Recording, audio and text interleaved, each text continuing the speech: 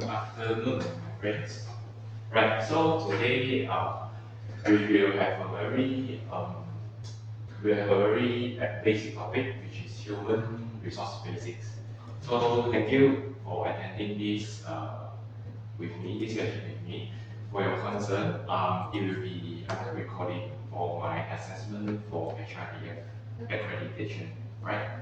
Okay, so yeah, this is today's topic, human resource basics. Okay, so before I start, let me have a short introduction. We will go through icebreaking session. Okay, so this is currently I'm working for my company, Auto Counts and Art, right? Alright, basically our company was founded in 1996, around 28 years of history. Okay, so we are actually delivering solutions to our clients. Our main product was we are including payroll, post system, accounting, and also the cloud solutions. Okay, so this is a brief timeline, or we call it terminology, so you can have a look through. Okay, so we have also achieved quite many achievements here, right? And we have served around 200,000 companies in Malaysia, across Malaysia, and also 250 dealers distributed our solutions. Okay. Yeah. Okay. So this is our software solutions provided to our users currently. So we have 5 main products. First one is HRMS on cloud.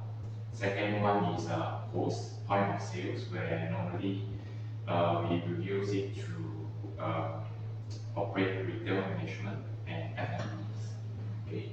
So the second one is AutoCloud accounting. So AutoCloud accounting is actually an integrated software for the users to actually manage their financial accounting. Okay. And also we have one sales and cloud accounting. This is our cloud-based solutions. Okay. So basically, this is our 5 software solutions. You can categorize as two on-premise, 3 for cloud-based. Okay, you can have a look.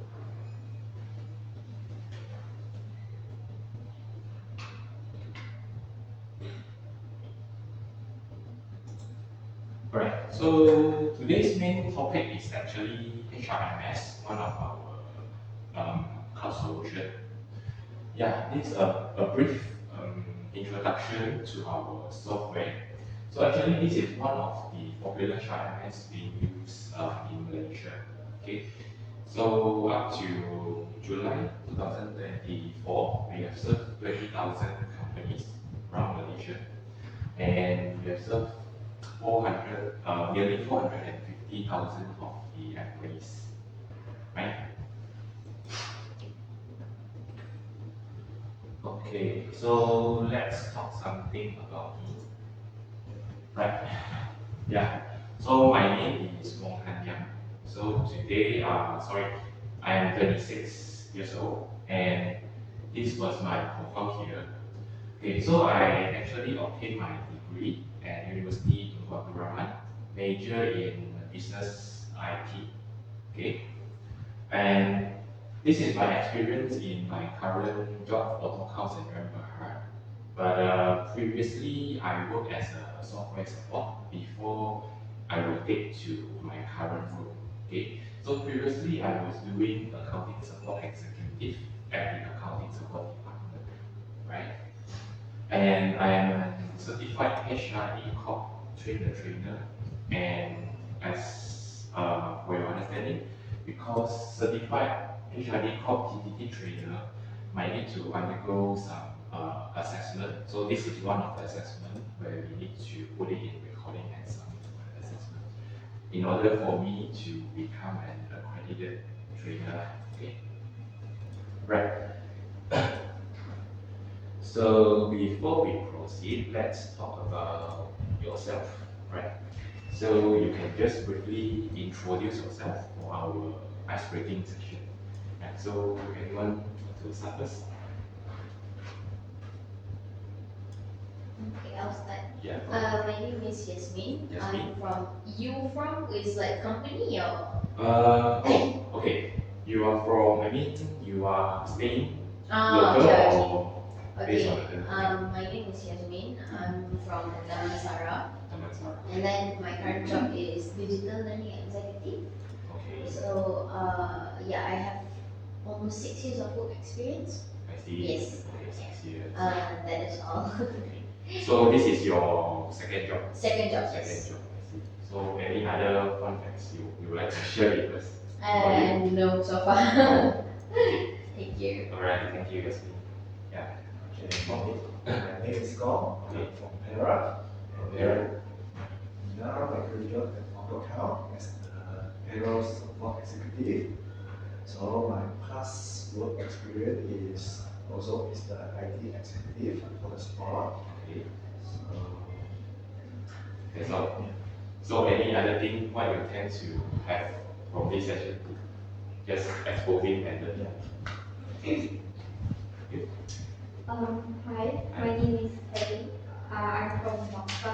Bangsa. Yeah, I'm currently education executive.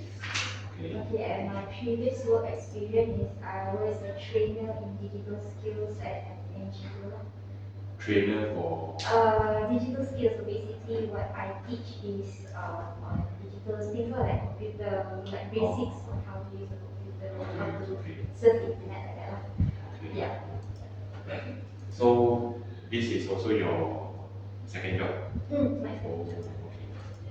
Right, thank you. Yeah. My name is Eileen. I'm from Johor Bahru. Okay. I moved to KL 6 to 7 years ago. I'm currently an education manager. Previously, I was a consultant in a HR consulting firm where we do more assessments. Assessments. Okay. Yeah. So basically, you will just tend to explore more about the HR basics through today's session. Yes. Okay. Right. So we will have a very quick and brief activity. Okay. Okay. So actually, this is good for you guys to learn more about each other. This is a very interesting test we call a psychological test. Okay. So the title is like this. Actually, in our life, okay, we have different priorities throughout different stages in our life. Okay, so basically the topic, the aim of this psychological test is to get you to know your priorities. Okay, okay. As you see, we have 5 options. Okay, so just imagine you are at home right now. Okay, and the following incidents are happening simultaneously at the same time. Okay, which one you will handle or you will deal with first? So maybe you can have a short thing. Okay, you just rank among these 5, then you discuss among each other. Okay, we just share our answers. Okay.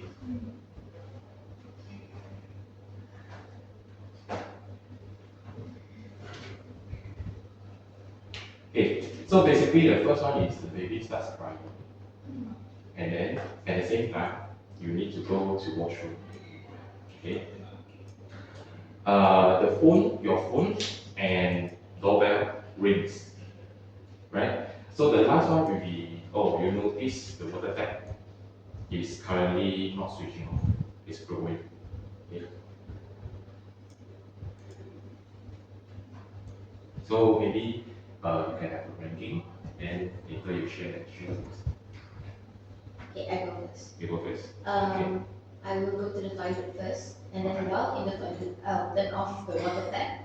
Then I pick up the baby, Okay. and then I go to the doorbell because I feel like the doorbell is the person is already in front of the house, or So phone is the last one. Phone is Yeah. yours. So Because they can call again later. okay. Yes. It might not be correct or wrong, just a Yeah. personal preference. Yeah. Okay. Anyone? I think I'll go to the toilet first. Toilet first. Yeah. And then I'll attend to the baby next. Okay. Okay. Attend to the baby. Okay, yeah. Doorbell, and then only I turn off the water tap, and lastly would be the phone lah. So you be the phone. So it's 2 1 215 5 3 4 843. 4 3. Lastly is a tap. What the tap? Lastly is the phone. Sorry. Lastly is the phone. Phone. Okay. Okay. Not bad. I bring the baby to the toilet cannot. Huh? I bring the You just imagine which one you will handle first. It doesn't need to be which one is the correct step or not. Just your personal opinion. So as I say lah, go to the toilet and then Go to toilet. baby, Okay. and then water tap, then the doorbell and phone is the last. Phone is the last. So toilet first. Toilet first. You also toilet first. You also toilet first. Very good. Prioritize yourself first. Yeah. I actually go to turn off the water tap first. Water tap first. Water tap. Then I go and pick up baby. Pick up baby. Then I go and check the doorbell, who's there. Okay. After that, then I go to the toilet and check the phone. I go to the toilet first, then I check who's ringing the phone. Oh, so the phone will be the last thing. Yeah, phone is the last thing because you can get this call. Yeah. Okay, it makes sense. Yeah, So basically, who picked the phone for the last part? 1, 2, 3. all of us. Oh, Yeah. yes. Okay. Oh, you guys. Okay. So let's see. Okay, next. Okay. Yeah. So this is actually your preference and a bit of explanation. Okay. Okay. So first one is going to toilet. Okay. So you are actually prioritize yourself first more than others, more than other stuffs. Okay. And then the last one, answering the phone. Yeah, bro. So I think nobody loves phone. Okay. Basically answering the phone associated with the task, maybe your boss call you, maybe your colleague, okay, regarding your careers, right? And taking care of baby, yeah, your relationships that you need to be taking care of. And then answering doorbell, yeah, your friends come to visit you, or maybe you have something, some date with your friends, you need to go out. So the last one, turning off is the money. Okay. So actually, yeah, this is just a personal preference that no right or wrong. Okay. It's actually just your current priorities in your life. Yeah, your current stage. Okay. So I think I listened to you also. Actually, my own. Actually, for me, right, I will be answering the doorbell first. Yeah, because actually I treat my friends well sometimes until they feel like you should love yourself more than talk to me like that. Yeah, sometimes it's like that. Yeah, and then after doorbell, then maybe I go to toilet, and then take care of the baby. Okay, and then turning off water tap. The last one, yeah, the work. Right? Okay, so this wraps up our brief ice-breaking session of the day.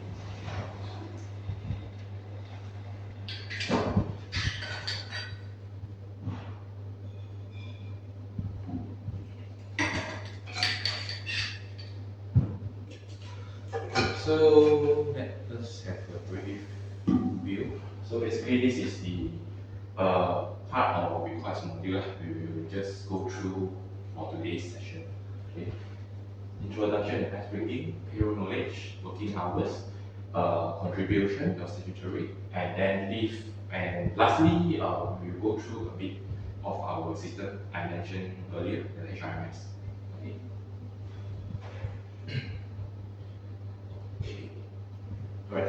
So let's start, right? So human resource basics, we have 4. First one will be your payroll knowledge, how you manage your payroll of your company. Okay. Second one is your working hours. Okay, because working hours, we have a standard working hours for different types of shifts, right? And then we also have to know from your wages what type of statutory you need to contribute, okay, like EPF, PCP. And lastly, we will be talk about some leave standards. Normally, it's like what type of leave is compulsory entitled to your staff in company, and public holidays, the compulsory public holidays in Malaysia, right? So this is the 4 main parts. Okay, so before I proceed, okay, anyone knows why we need to learn HR knowledge? You have any ideas? At least you know your rights. Know your rights. Okay, not bad. Any?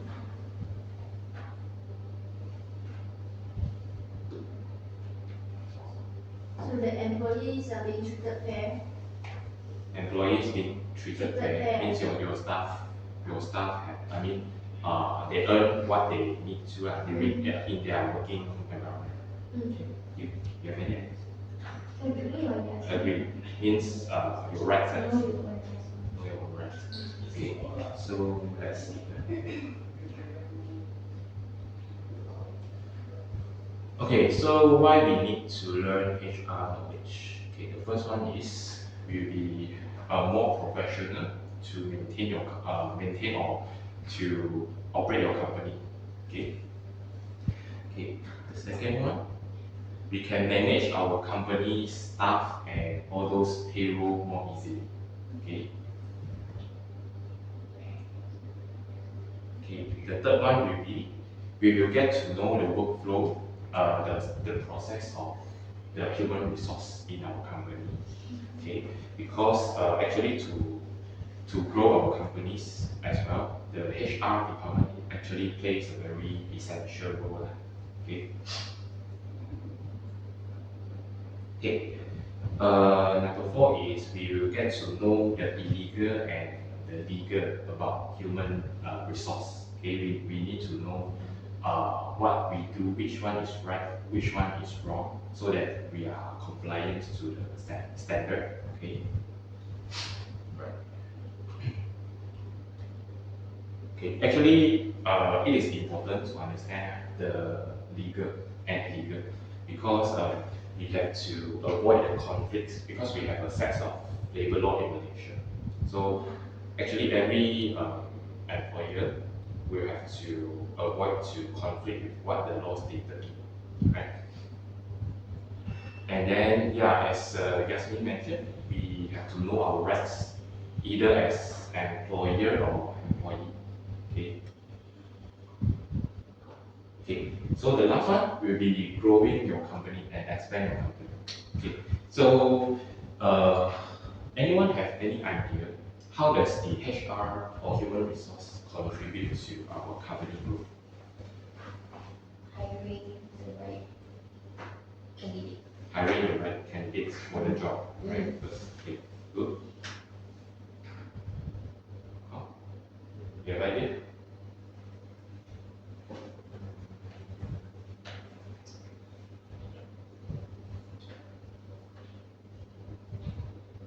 Raise the task properly. Arrange The task. the task. You mean any example like in your company, or you mean a job scope? Job scope. Okay.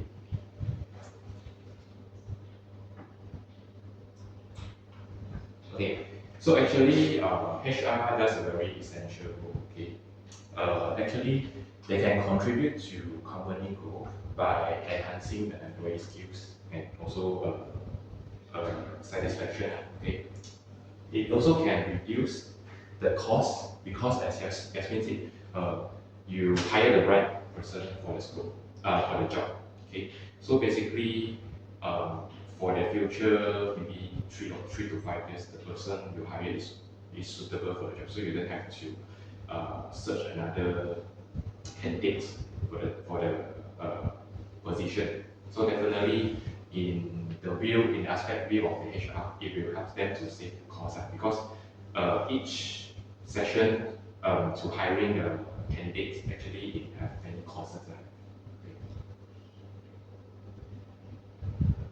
Okay, so now we will see the basic of the Malaysia payroll. Okay, so this is what HR does. Okay, apart from payroll, we have also focused in employee benefits. Okay, recruitment, training, background checks. Okay, and we also does HR also have to do exit interviews, and then we have to make sure that we compliant to the HR law and also the company policies as well. So this is actually the brief overview of what HR do. Okay.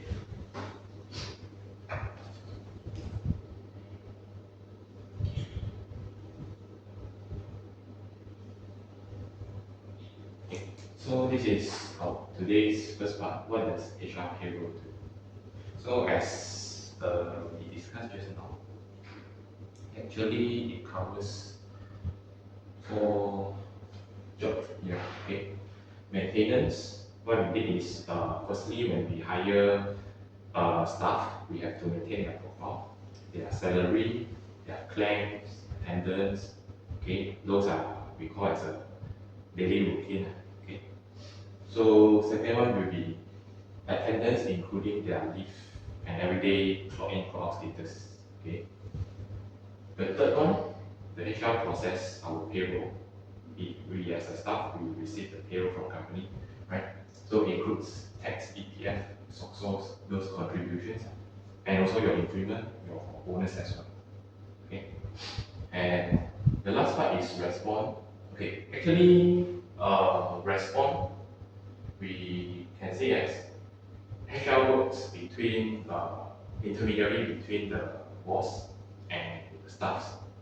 Also, they have to make sure that every decision they make is actually complying to government laws also. Okay. So this is the 4 major parts. What does the HR payroll does?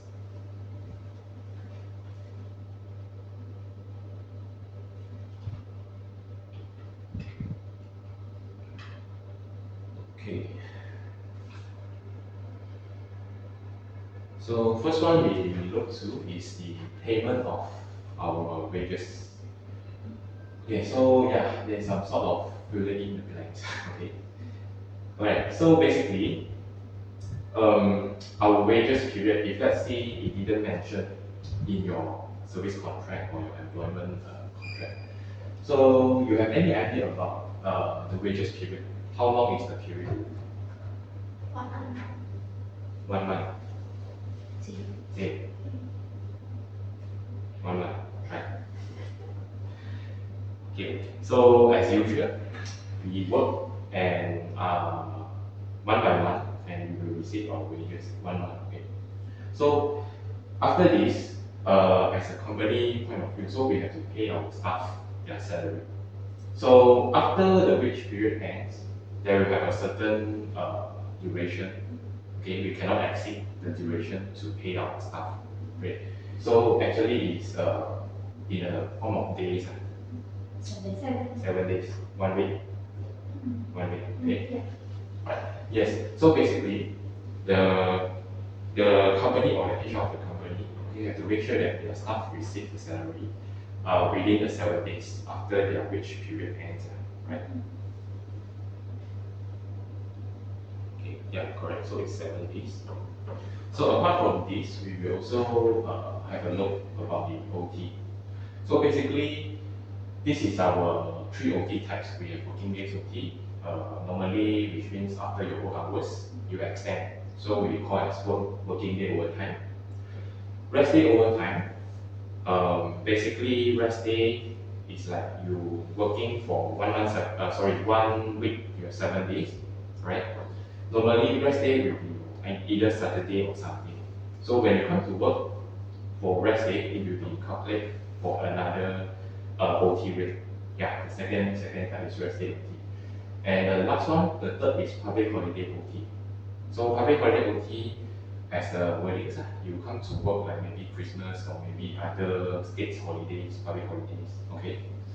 So actually it shall not be paid later than the last day, okay, of the next wage period, means the next month before the wage period ends. Okay, you shall receive your OT from your company, your OT pay. Okay. Okay, so sometimes it might be extending, means your company delaying your pay.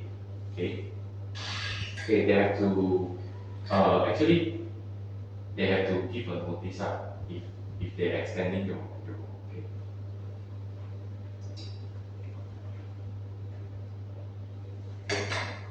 So this is it. The employers have to send a formal notice to something like we call announcement, okay, to let our employees know there's a delay, yeah, for the payroll of the month. Is there a limitation or like how many days in advance they have to send a notice? Basically, if let's say, oh, okay, because within 7 days of the previous period ends, but in law it doesn't state like a fixed time. Let's say you are delaying, in law that it doesn't state a fixed time. So I think basically you have to let your employees know before the period ends, 7 days before it ends. You have to let them know a notice. Okay.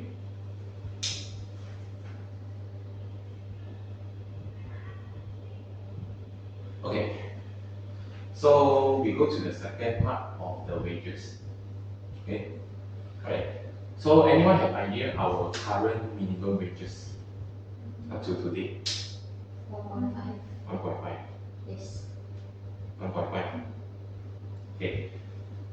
I think you have heard basically 1.7 or maybe other figures. But just for your information, because currently it's still 1.5. From next year onwards, Yes. next year February, if I remember correctly, starting from February. So they have a rise on the minimum wage. So it will be currently it's 1.5. Starting from next year is 1.7, 1,007. Okay. Okay, so now it's 1.5. Okay. And besides, we also have set the standard for minimum wages because we do have monthly staff, daily staff, hourly staff, that depends on your nature, business nature. Okay, so for daily and hourly basis, it also states 1 hour the minimum wage you get. Not sure. Not sure. Want to have a guess again? Because my previous part-time was like cheapest was 5 ringgit per hour and that was like 8 years ago. 5 ringgit 8 years ago. And I believe it's the same for last 10 years or so, so I'm not sure about the standard. Okay, Maybe 6. 6. Okay, quite near. Okay, 6. 10. 10 will be, Too high. yeah, slightly higher. You want to have a guess? 7. Okay. Okay, let's see. Wow. So it's minimum wages for hourly. The standard is being set as 7.31. Okay, 7.31 cents per hour. Right? So if let's say they are paying lesser than that, can the employees can actually sue the company? Yeah, because this one, as we go through the HR laws, actually already stated. Because some, as our experience, maybe in some situation, they just pay lower, you get a lower pay, but they are not voicing out actually. Right? Because every type of the working employment type, like monthly, hourly, they have different standards being set. Okay? And then, okay, the third one will be the working hours. Okay. So in a week, 48. 48. 48.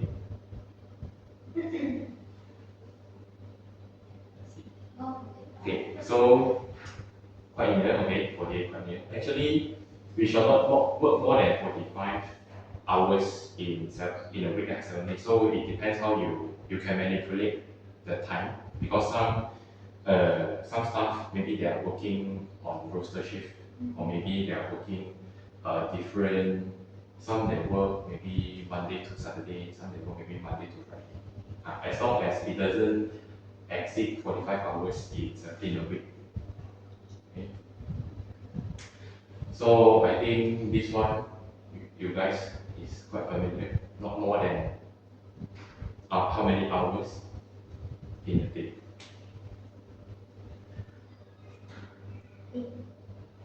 8. 10. 10. Give a guess. We have 8, sorry, 10, 8. 8. Really? 10. 10. Okay, quite near. Actually, the correct answer is 8 hours. Okay. So, employee, the working hours is fixed maximum a day is 8 working hours. Okay, excluding the break time. OT. Yes, this is the normal working hours. Like currently our typical office hours 9 to 6. Or some they will make 8:30 to 5:30. Yeah. Okay. And actually, yeah, we need to rest. We are not robots, right? We need to rest. So, as was stated, after 5 working hours, there will be a rest given. Okay. There will be a rest. Okay. Okay. So let me just see. Okay. So after 5 working hours, it is compulsory to entitle your employee 30 minutes of rest. Okay, 30 minutes of rest. And minimum in a week, we also have a rest day. We also have a rest day, either like our current typical office environment is 2 days, right? Monday to Friday. But by law of the standard one, minimum they have to rest for 1 day. Okay, 1 day. Right. So this is for the payment of wages. Okay, a brief introduction. Right. The minimum wages 1.5, we just recap. Okay, 1.5 per month and 7 ringgit 21 cents for hourly basis. The working hours in a week not more than 45 hours. And our daily standard working hours is 8 hours. And then we have a rest days. Okay, 1 rest day per week. This is the minimum minimum requirements or standard stated in HR legal. Okay.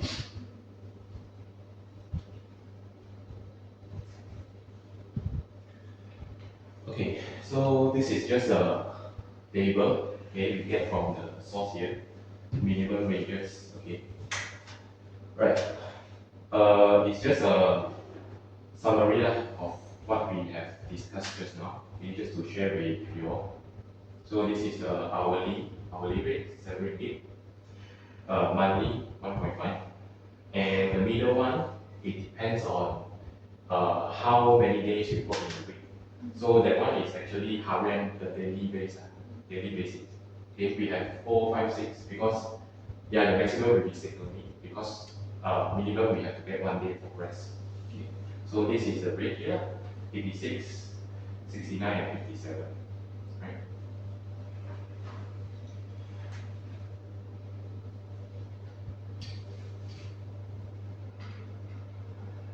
Okay, so far until here, you all are okay?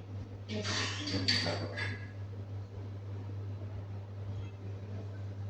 Okay, so just to let you know, before I proceed, because as we discussed or just now I mentioned, we have 4 big parts of modules.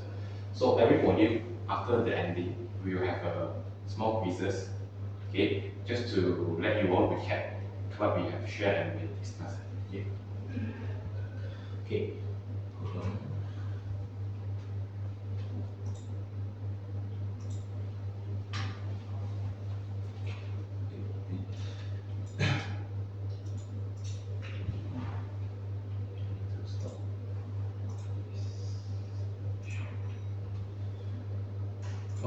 Okay, so let's do our quiz.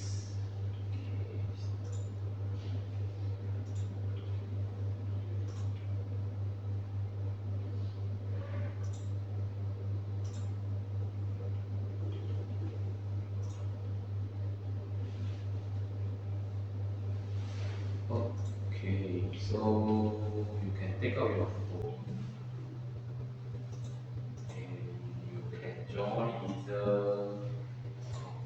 scan this QR or you enter the code up.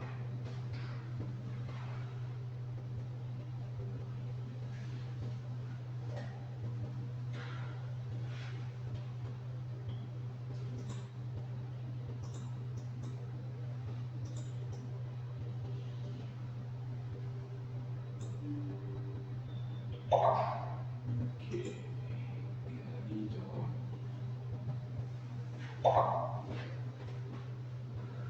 Let's see, join. Two more. Okay, that's okay. So you just do this quiz. It consists of 10 questions, and the fastest you get the correct one, the higher marks you get. Right? Okay. First one.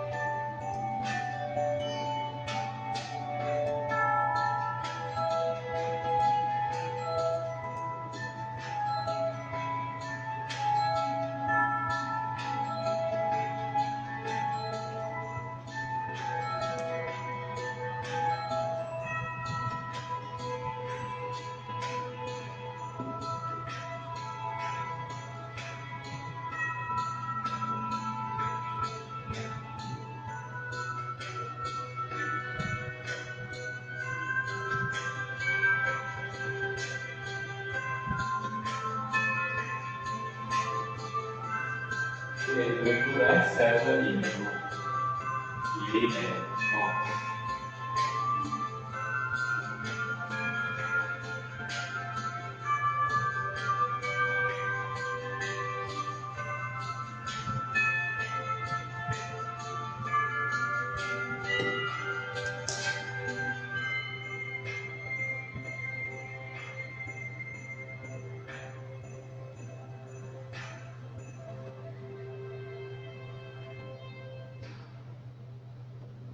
Okay,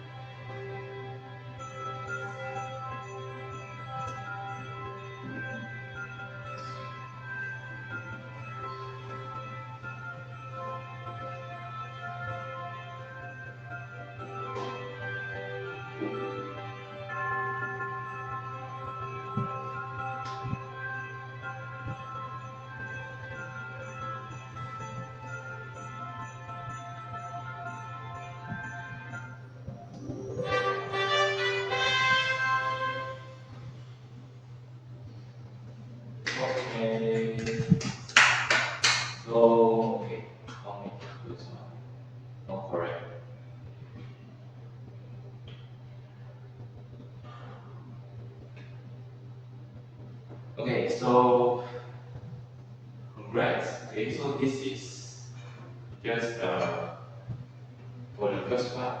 Okay, we have just talked about the payment of wages and some HR payroll basics. Okay.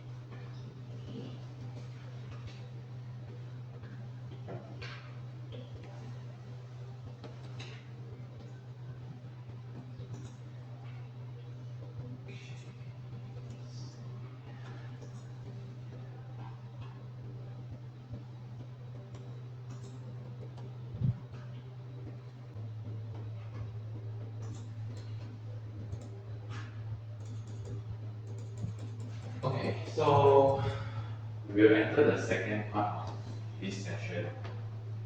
How we calculate the working hours. Okay. So basically, as we mentioned just now, uh, we have a standard of 8 hours maximum working hours. But actually, we have to depends on the business nature. Okay, some they are working as a rotation, shift rotation. Some they work as a standard schedule, 9 to 6 or 8:30 to 5:30. Okay. So we will see there are few scenarios. Okay. So this is the first scenario for non-shift working and 5 days a week and a day 8 hours of working time, excluding the break time. Okay. As long as the maximum doesn't exceed 8 hours per day and 45 working hours per week, so you can actually schedule your working time. Okay. And yeah, by the way, we also have a limit for the OT. As we talked just now, we have 3 types of OT, right? We have the basic one, uh, the rest day OT, and the last one will be Public holiday, OT. yes, public holiday. So the limit actually will be capped at maximum 4 hours per day for your OT rate. Okay, maximum 4 hours. Okay, so actually this module is quite straightforward. We just see how we're going to insert the working hours schedules. So for the typical one, okay, the first one, 5 day a week, 8 hours per day. You have any ideas how we're going to build up? 9 a.m. So start time and time. Yeah, working hours. But the most important is we doesn't include the lunch hours. So actually the lunch hours depends. Some they have 1 hour of break. Some company they only practice 30 minutes. So it depends, as I said, it depends on your company practices and also some is your business nature also. Okay. Okay. So yeah, just now we did mention it's 9 to 6. So this is the typical one, right? 9 to 6, so 8 hours, but we have a lunch hour. This is, I think, familiar or among us, this is our current working style. So overtime is 4 hours. So basically, after 6, if you are requesting overtime or you need overtime, the max that you can go is until 10 p.m. on the same day. Okay. So we just do the math here.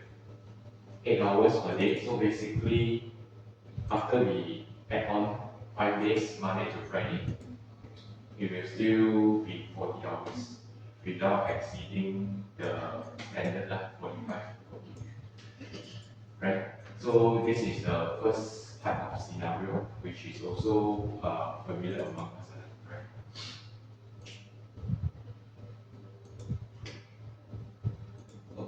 Okay, we will see the second one. Okay. For the second one, it will be slightly different. We extend the day, 6 days a week, but the working hours same 8 hours. So this is the first one. Okay, there will be a slight changes for the second scenario 2A. So as we discussed, the first one is 8 hours per day, 5 times 8, 5 days, so 40. So how we make it? Because if let's say we work another additional day, right?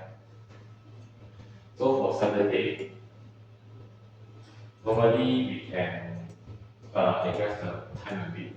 Normally they call as a half day, or we call 5.5 day a week for the working. Okay, so we will see this one. Okay. Right.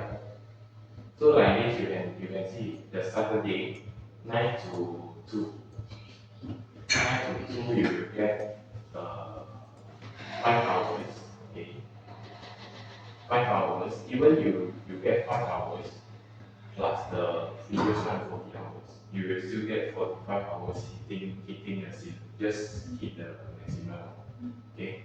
But in some cases, they might be also not really ending at 2 p.m. Okay, because some companies maybe they will be excluding your lunch or break time for Saturday. So there will be either 9 to 1 or 10 to 2, but without it including your lunch break. Okay. So you have any idea what type of business normally will utilize this type of working hours?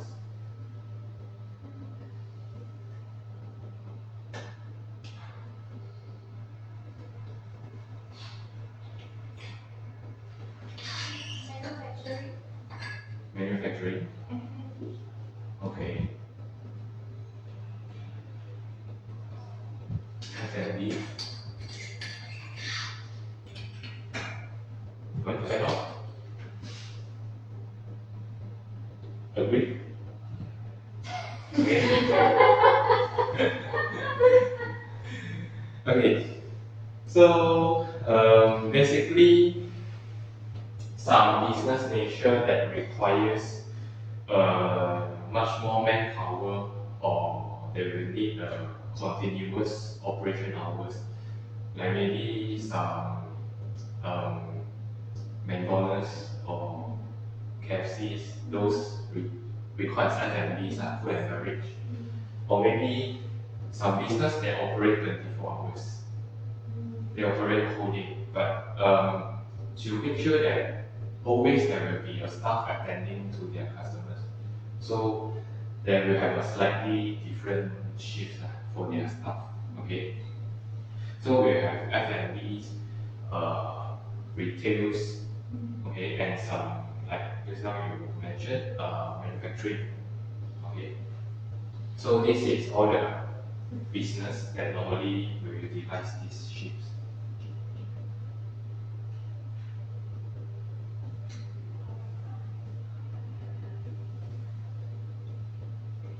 Okay. So this is the third one. We call it 2B because it's still six days a week, same as the previous 2A. 6 days a week, but the working hours is different. Okay, the working hours here is different. It might be less than the standard 8 hours on some day. Okay.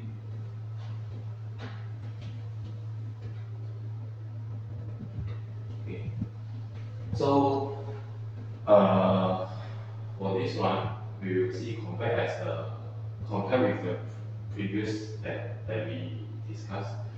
So they will have starting from 9 to 5:30. Actually, from here you can see if you add up together 45 hours, 45 hours maximum, 9 to 5:30, and then also excluding the lunch hours. This is another type of shift apart from just now what we have discussed. Okay, it's actually very straightforward. Depends on your business, your company practices.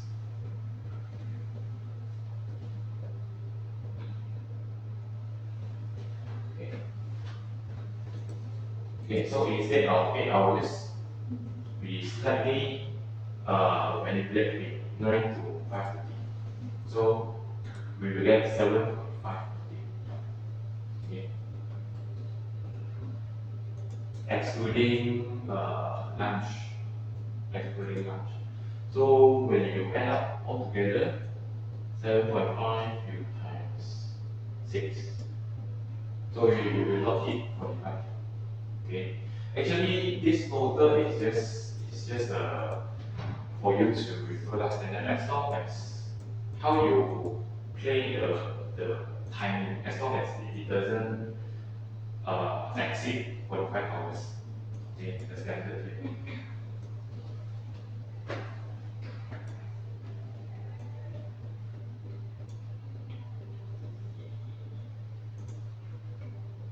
Okay, so we go to the third scenario here.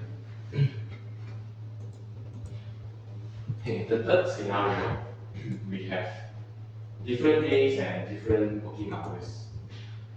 This one is still 5 days a week, but in some days, it will be more than 9 hours. Okay, so because just now earlier we mentioned the working hours in a day is 8. But for this one, some days it will be exceeding 8. But in this case, we just have to make sure it is not exceeding 45 hours in the week. So what we're going to do is actually we will multiply all the days working hours. Okay. So this one is actually quite, I think quite rare a bit, right? Because in some days, they work 9 to 5, 7 hours. In some days, they work 9 to 7, past 6 p.m. So it will be 9 hours. And Saturday as usual, the half day. Saturday, 5 hours. So until here we add all together, you will still 45 as long as just hit the 45 ceiling. Okay? Right. Because there's a small note on the bottom part you can refer. Because by agreement inside the contract, actually, if let's say the numbers of work in some days is less than 8 hours applied in this example Monday and Tuesday. So the limit can be extended to 9 in the other days to make sure that actually it doesn't exist 45 in a week. So it still works. Okay.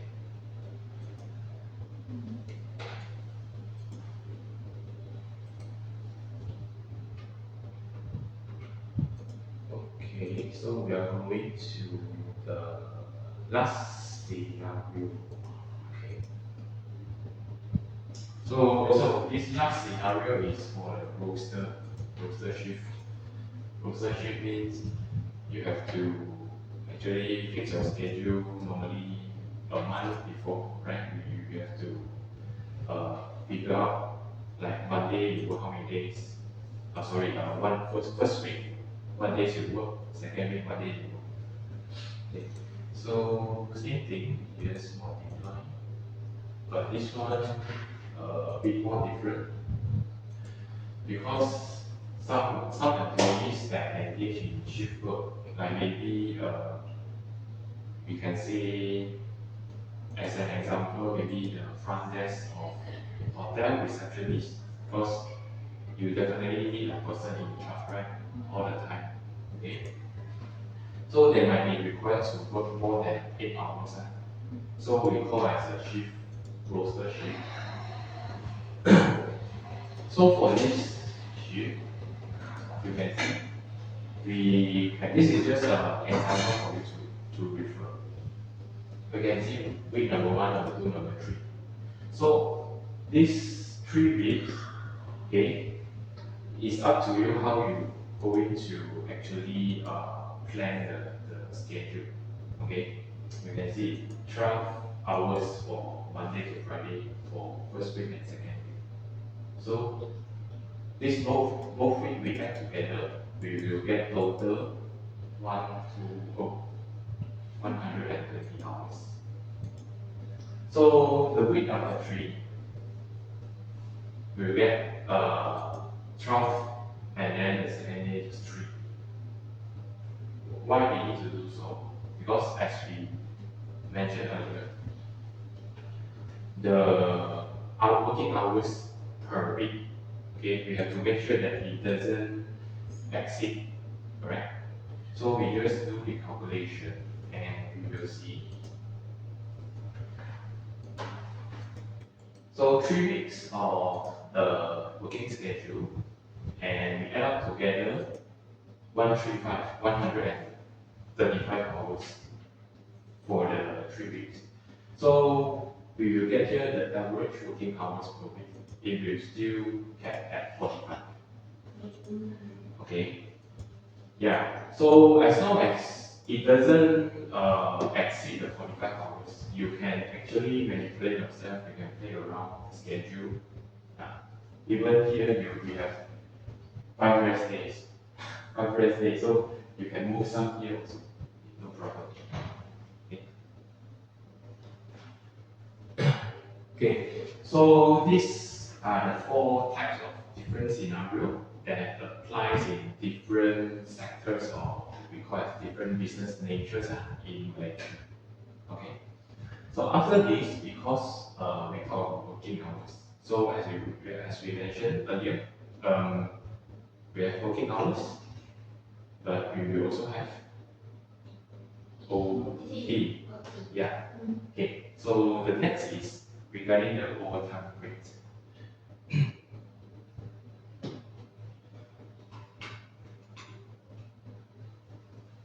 Okay, so we just do a brief recap. We have 3 types of overtime: normal day work, rest days, rest day OT, and public holiday. Yeah, 3. Okay. You can have a look first. This is the different rate. The rate will be actually calculated in hour basis, because after your normal working hours, 8 hours, if let's say you have OT, maybe 2 hours or 3 hours, so the 2 hours rate will be have different multiplier, depends on what locations, right?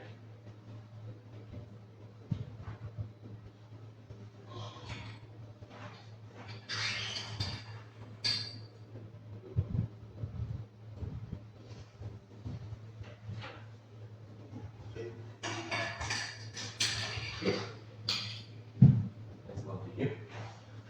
So the first one is very straightforward and very typical. This is the normal that we used to, like normal working days, Monday to Friday. Let's say, for an example, if you work 9 to 6, your schedule is 9 to 6, then maybe Monday or Tuesday, you have to overtime. So if let's say your OT start after 6 to 8, so the OT rate of the 6 to 8, it will be times 1.5. Okay. So if the 1.5 is actually in hourly rate, not the daily. So normally it will be calculated by your basic rate. You get your daily rate divide 26. Okay, after you divide, then you divide 8 because 8 hours. Yeah, so you get your hourly rate. So the hourly rate for normal working days OT, you times 1.5. Okay. So this is the first one. And then for the second one, rest day OT, actually it will be categorized into 3 different situations here. We have 0.5 times 1 and times 2. So these 3 different categories represents different occasions. Okay. First one 0.5. 0.5 is actually where your working hours does not exist half of the normal hours at work. So you have any idea what does this means? Because our normal working hours is 8 hours. Yes. Okay. So, for example, rest day, maybe your company rest day falls on Sunday. So Sunday, you are required to report back for overtime, like I said. So if let's say for the first one, 0.5, where your work does not exist half, which means that your working days is, your working hours is 8. But if let's say it doesn't exist half means 4 hours. So it will be the hourly rate times 0.5. That will be the OT pay for your rest day OT. Okay. And this one will be the same. Okay, will be quite familiar. This is normally you come to work at Sunday, but you work the full working hours, 8 hours. So you will get times 1, okay, the hourly rate. If let's say this calculation will be the basic rate, will divide 26 days. And Why is it 26 days? actually, for the OT rate, it's a standard law. It will be divided by 26. Right? It will be divided by 26. Then only you will be depending on how you calculate. Like let's say hourly, because some is we have many types of pay, right? We have daily pays, we have hourly pays, we have monthly pays. But normally OT overtime rate we will calculate based on hourly rate. So we will need to get the smallest unit first, which is the hour. Then only you times the rate.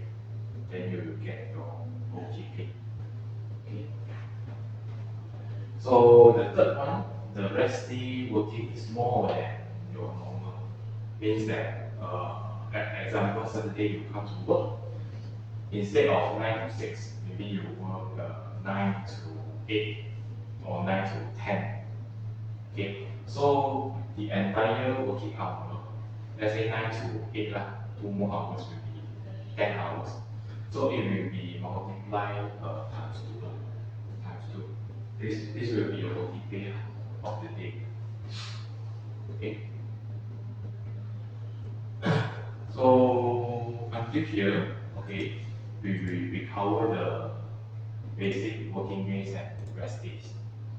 The next one I think you all will like because you have to work at public holiday. Okay. Okay.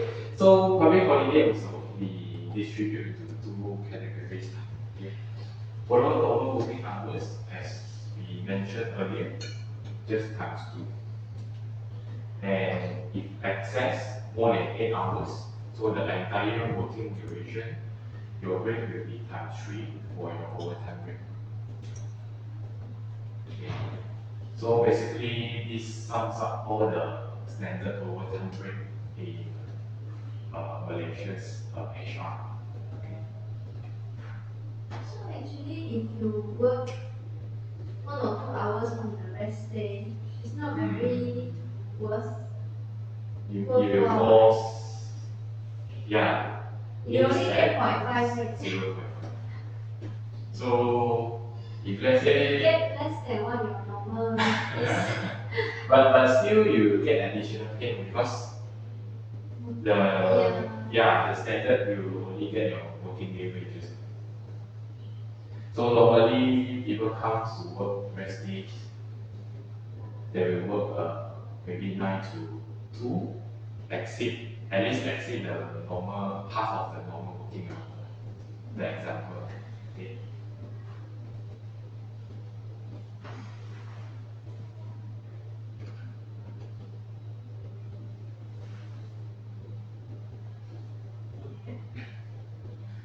Okay, so yeah, very straightforward and quite familiar with this because um, the leave calculation, the working hours calculation just follow the standards. 8 hours, you just work, the keyword is 8 hours per day, 1 week 45, not exceeding 45. And other than that, like your shifts, timetables, you can actually manipulate. Depends on your company practices. Okay. So this is all. That's all for this working hours part. Okay. So before we proceed, it will be the last part for this one. Yeah, this is the test. Okay.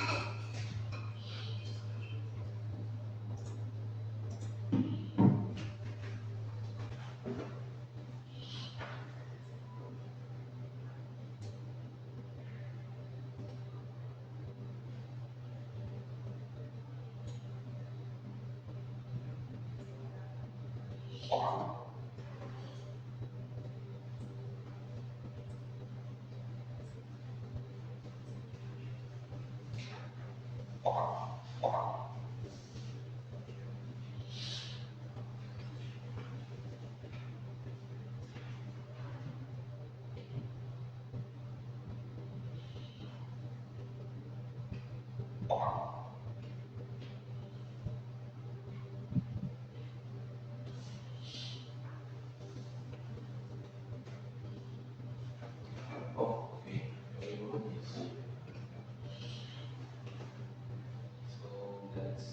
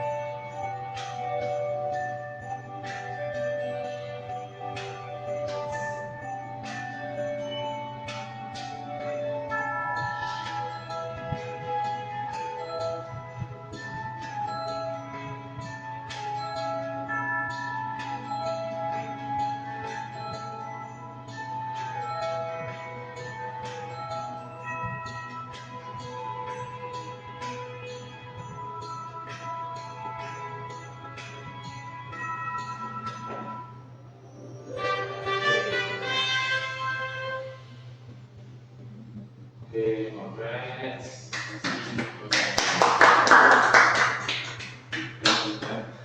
I have a meeting with HR from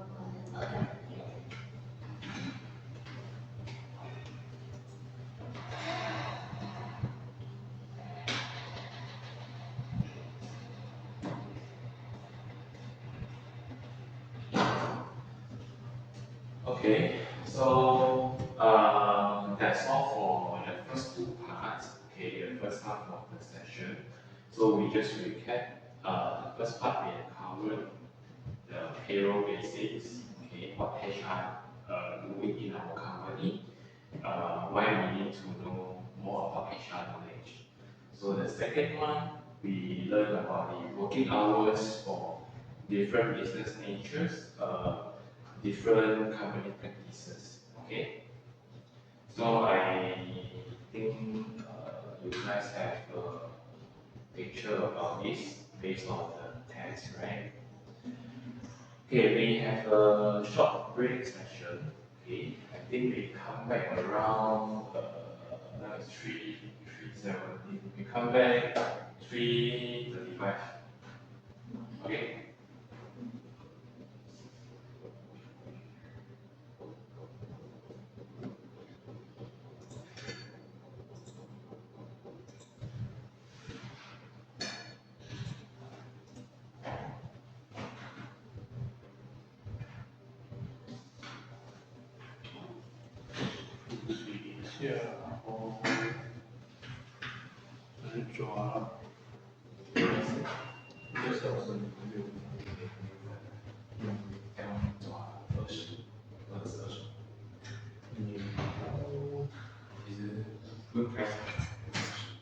你会继续上场吗？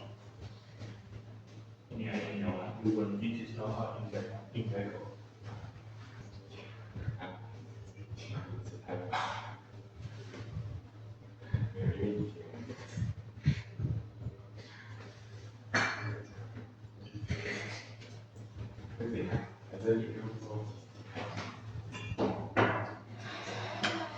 问他问题问到啊，不要问他。问了你问他，然后他。我们呢是说那个，我们是那个一个，我们是。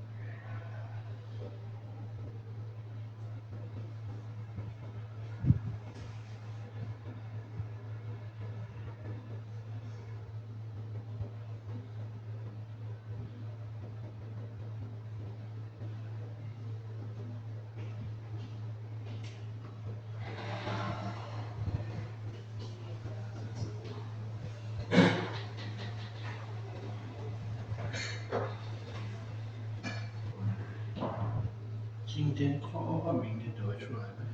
对，包括 OT 啊，明天就会出现的。一起那个什么，我是一个人，是没有问题的，就在一个人的电脑这样读。那个 system 就是我打算就是叫一个人的电脑进那个 project，然后跟他讲 basically 这样 set up 那个我帮你拖在讲，你这个可以个 free 的 solution， 然后这一种会比较好。就是开了一个有人的 solution，然后开个 company，然后我自己做，你自己做，不是讲，不用讲，一步一步走。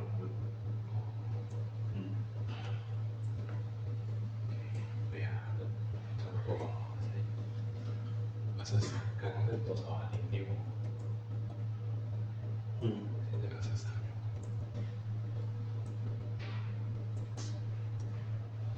06到23就是17了。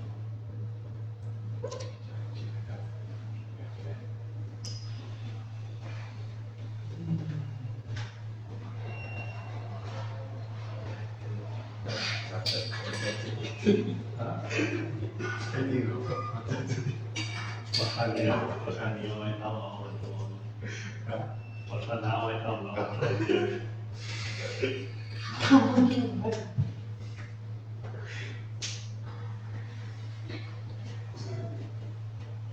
你现在你问我的问题，然后你比我还懂，不是很奇怪？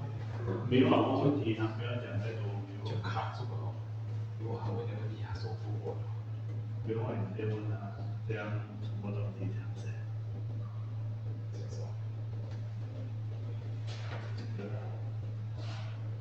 然后卡，然后卡，然后错的是卡。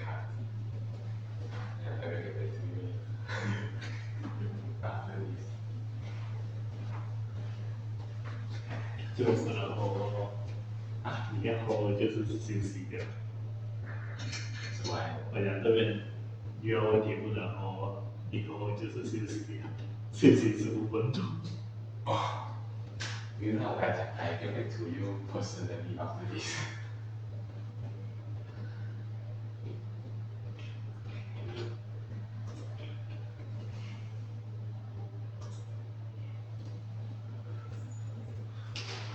还有一个人，在他那里叫。那个时间差不多一讲，我那一天到这不监狱。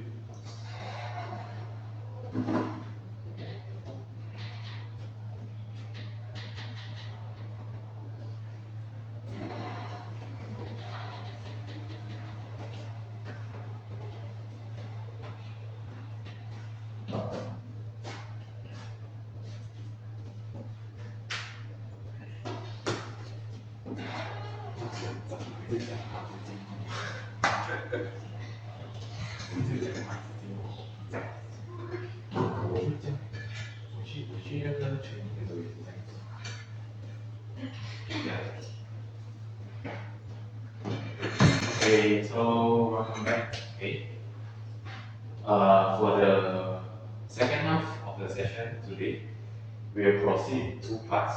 Okay, this one is the first one, which one we need to contribute. Okay, the statutory. And the later one will be the leave standards. So we will be exposed to the leaves, okay, the compulsory leaves, okay, and also our annual leave, entitlements, all those. Okay, these are the two important modules. Okay, so before I start, okay, we just do a brief recap again for the first two sessions of the day. So basically, we have covered the basic HR knowledge. What does the payroll do in a company? Why we need to learn more about payroll?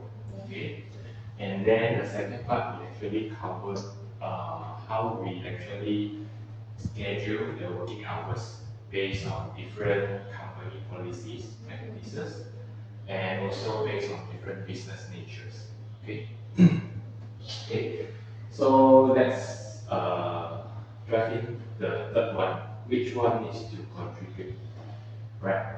So actually, this topic we will talk about statutory contribution. Okay, because when let's say your salary when you join a company, maybe the promised salary is let's say 3,000, but you will the real amount that you get on your hand, the net amount, normally you will see some deduction, right? Okay, so the deduction is actually this part, the contribution to the statutory, right?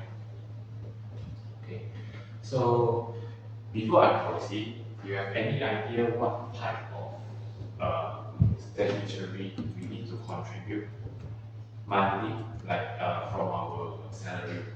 Yeah. EPF, this one. So, Zakat. Zakat, EIS, right? Yes. With the so together. Yes. Okay, this is the actually the four major one. Okay. Okay, let's see. Alright. So we have 1, 2, 3, 4, 5, 6. We have six different types. Okay. The first one I think everyone familiar. Okay. Normally this is the master, and we just actually restructure the EPF right recently with 3 accounts. Okay. Okay. The second one will be the SOXO. SOXO normally SOXO will be buying with the EIS lah, because SOXO and EIS together in your salary. But actually, both of these two is a different. You contribute as a different portion, different amount. Okay. And the fourth one is PCB. Actually, PCB is short form in Malay, potongan cukai bulanan, right? In English, we know as monthly tax deduction. Okay. So PCB actually not everyone compulsory. In HR, PCB is actually for those staff that their salary hitting the certain rate, their yearly income.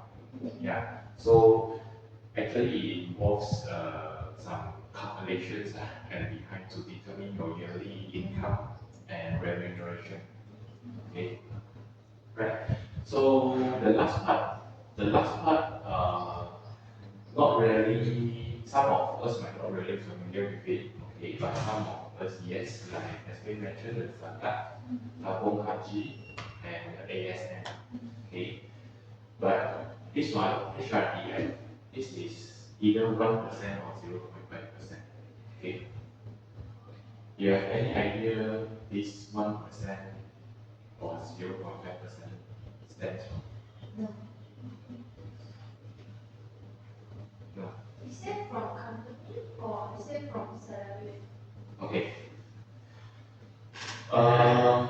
Okay, for this whole part, actually ETF, both employee and employer, we need to contribute. That's why your salary, you have deduction. Okay.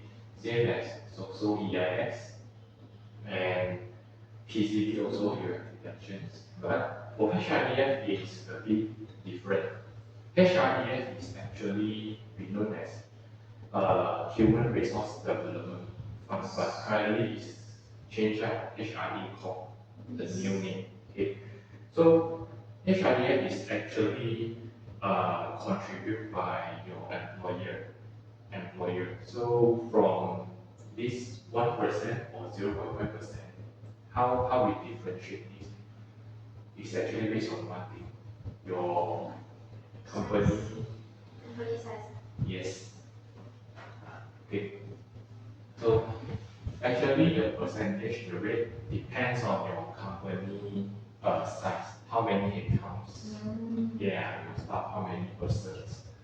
So 1% normally is meant for the companies whereby they have 10 or more than 10 staffs, right?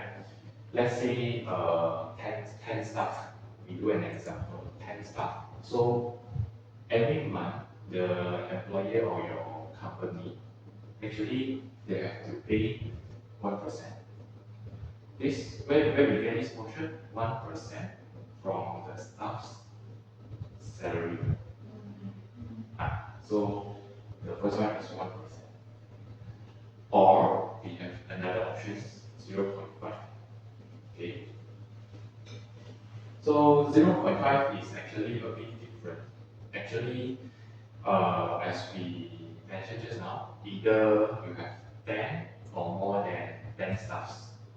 If let's say today, let's say in this company, 9%. Okay, this is another case, 9%. So for 9%, means 10% or below, actually you can decide contribute or not.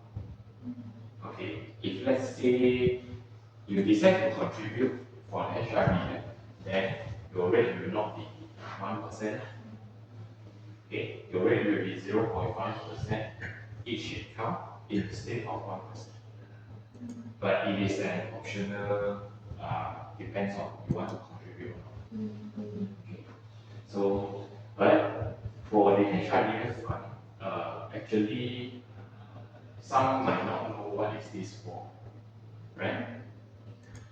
In layman terms, actually, the fund is being collected by HRD Corp.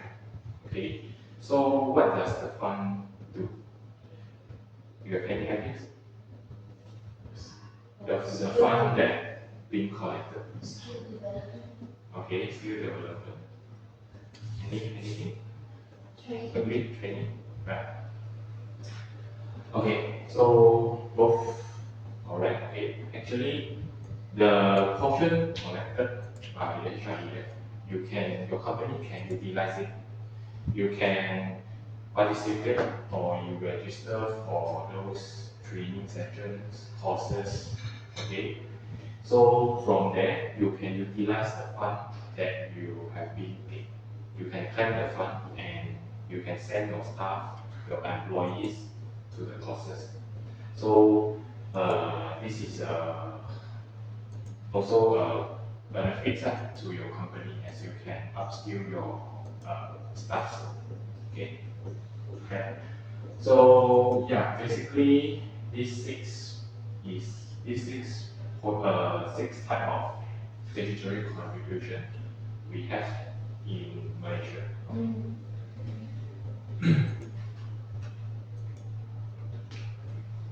Okay. So from the 6 items, today we focus these 4. Okay.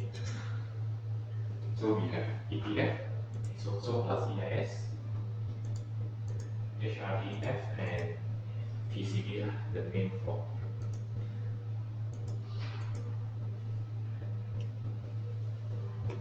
Okay.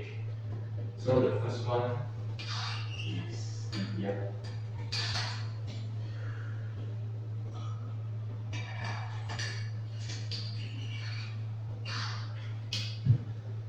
Okay, so this is the table. Okay, we get the source from KWS speaker.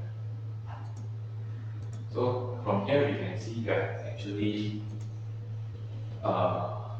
every employee in Malaysia is compulsory to contribute to EPF or employees provident fund. Yeah. So who needs to contribute? Those staff that is below 60 years old. Okay. Second one will be the contribution person is actually the individuals. Individuals actually including part-times. Okay, even part-times will need to be contributed. Yeah. So this is so have to take note because as we know in real life, some real life examples, maybe some part-timers, your boss might did not contribute easier for you. So actually, this is compulsory. You have to know that. With our rights, we have to know and we have to make sure that it is being contributed. Okay. So even temporary or probationary employees. Temporary, here temporary, we can look as maybe contract-based workers. Okay. And also the directors of the company. Okay. Alright, so these are the rates. This table, we differentiate into 4 different types. The first type is the standard, but that one is meant for locals only, for Malaysians. So standard normally we will see standard age from 18 onwards, okay, below 60. We actually contribute 11% of our salary. Okay, the employee portion is 11%. But for employer, your company or your boss, okay, there will be 2 different scenarios. Okay, right. The first column indicates that your basic salary is less than 5,000. Okay. So yeah, you can see here, if your basic salary is less or just hit 5,000, so the rate will be 13% from your employer. While those that exceeding 5,000, like maybe a supervisor, your HODs, the level higher rate. So there will be a slightly different 1%. Right? So this is the part that your company or your employer that contribute for you, right? Okay, so we talk about below 60 years old. For those staff above, okay, above 60 years old, basically they don't have to contribute any from their monthly salary. They don't have to contribute anymore. But for the employer or your company portion, it will be same, regardless you are higher than 5,000 or lower than below 5,000 salary range. So it will be 4% from your company. Okay. Alright, apart from the locals, we also have rates for foreigners. Because some companies maybe they have expats from outside Malaysia. Okay, so their rate will be fixed also, 11% from their monthly salary, and from the employer, 5 ringgit. Yeah. Okay, so you can see that there's a big difference between the foreigner and the locals, and also foreigners that exceeded 60 years old, then it will be cut half of the portion, 5.5. Okay. So basically, this is just a basic overview for the rate for here. Okay. There's a source that you can explore if you have the time.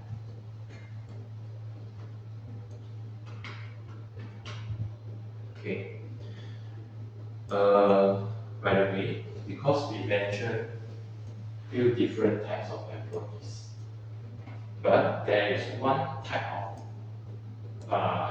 employee or hiring which is not eligible for this CPF contribution.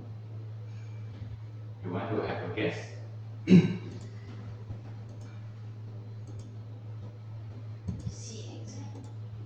Sorry?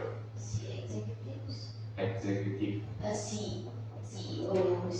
CEOs. Not really. Okay, because actually they all are included at the Other directors, I see. Yeah.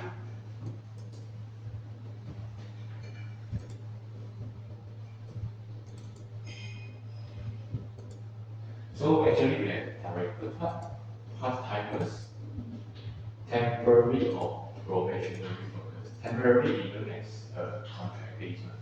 So the one that is not eligible is actually internship. Okay. Yeah. So the time that you are doing internship in your former company, like I said, former company, or even me, I intern in a workhouse. So basically, the the wages that I get is the net amount, doesn't deduct anything.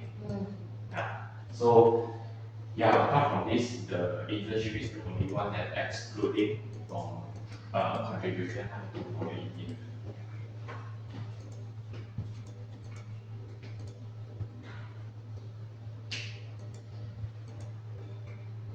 Okay. So actually, this is we just another version, Malay version. Malay version. We can know each column represents different meaning here. First one is the employment status. Okay, Malay Negara, the first one is the locus. Okay, and then the second one normally we will distribute. This one is below 5,000 basic rate. Below 5,000 basic rate. Then you will have 11, as we mentioned earlier, 11 from our portion, 13 from your employer's portion. Okay. And then different column, like this one, peringkat 1, peringkat 1, which means that the staff below 60 years old. Peringkat 2 is above 60 years old.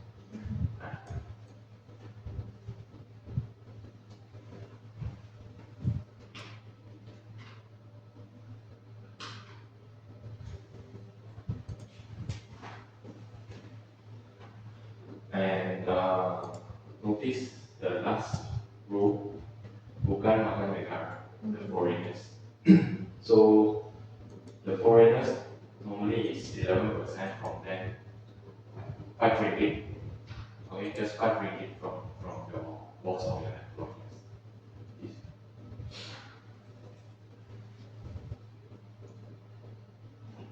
Okay. Alright. So next we will see some payments which is liable, or we have to cover these types of payment into our EPF contribution. So basically, it will be including your salary, okay, your payment for annual leave that is unutilized, you have balance annual leave, okay, and then also your bonus, commissions, incentives, those, okay.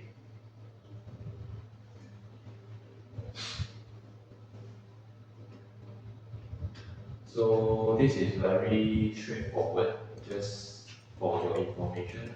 Okay. These are all the payments that is liable for the contributions. Okay, so we have the payments that liable. Definitely we have some areas that is not covered, right? Okay, so these are the ones that is not covered. Okay, service charge online OT. Your OT must be in full, in net pay. Gratuity is actually some sort of tips. Tips, okay? And then retrenchment, or you have been laid off by your company. So in some situation, you will get compensation from the retrenchment. So this, actually all of this, including in the payment, is not liable for EPF. Okay.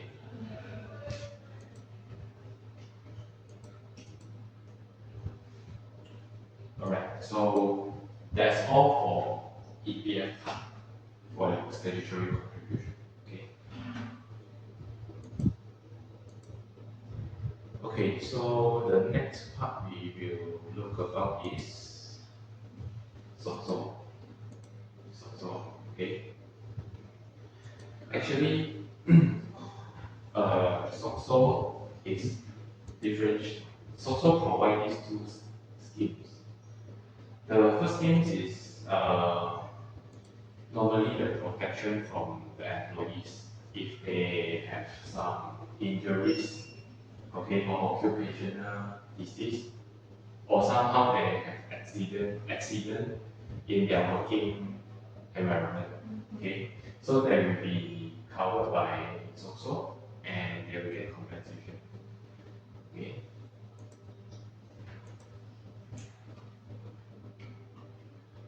Okay. Apart from this, we all know that SOCSO actually have two categories. Okay, two categories. Category 1 and 2. So what will be the difference, or maybe what you know about category 1 or category 2? Not really. Is it between the SOCSO and the EIS? It's just for SOCSO. Oh, okay. SOCSO we will differentiate into two categories. Oh, Okay. And actually the difference of two categories is just only the person that contributes. Okay, who need to be contribute, or their age, differentiate by their age.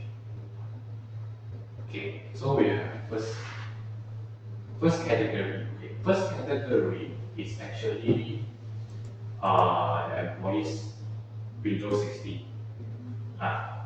Below 60. So actually below 60, as I mentioned you know, the contributions payable by both sides, employee and employers.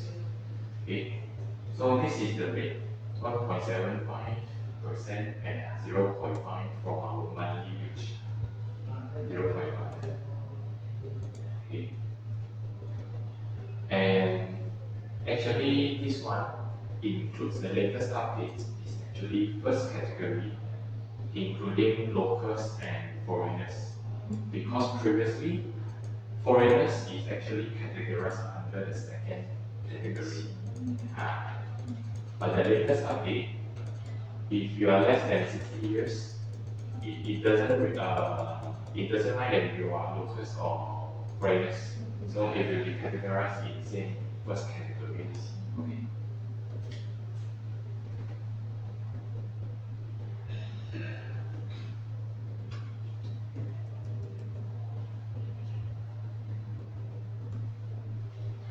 Okay, so we talk about second category. Second category, the percent is slightly different, lower with 1.25, because this is actually for above 60. Okay, above 60, there will be changing of the category under second one. Okay.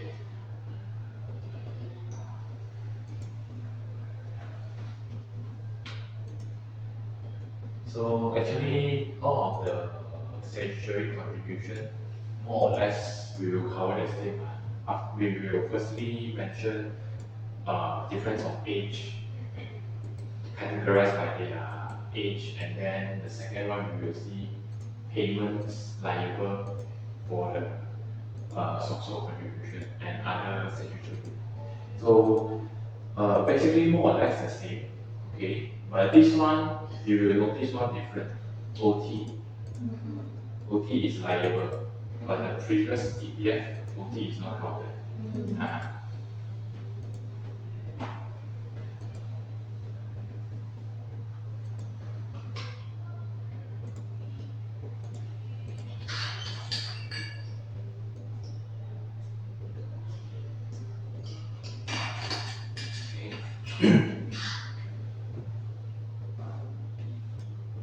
Okay, so so next one, EIS. Normally we will heard that EIS will be attached together with SOCSO in our monthly wages at the placement. So basically all of them is same, the payments for SOCSO and EIS. They covers all the items here, salary, holidays, paid leave, overtime, all those. Okay. But the different, just different because EIS stands for Employment Insurance System. So is another difference. Yeah. But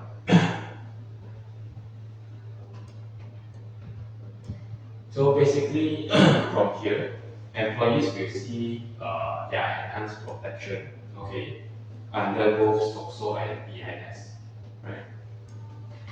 So SOXO actually provide increased benefits for the staff that have temporary or permanent disablement, okay, because of their work accident causes, okay. But EIS actually uh, will offer the compensation, okay, when the employee face unemployment. Yes.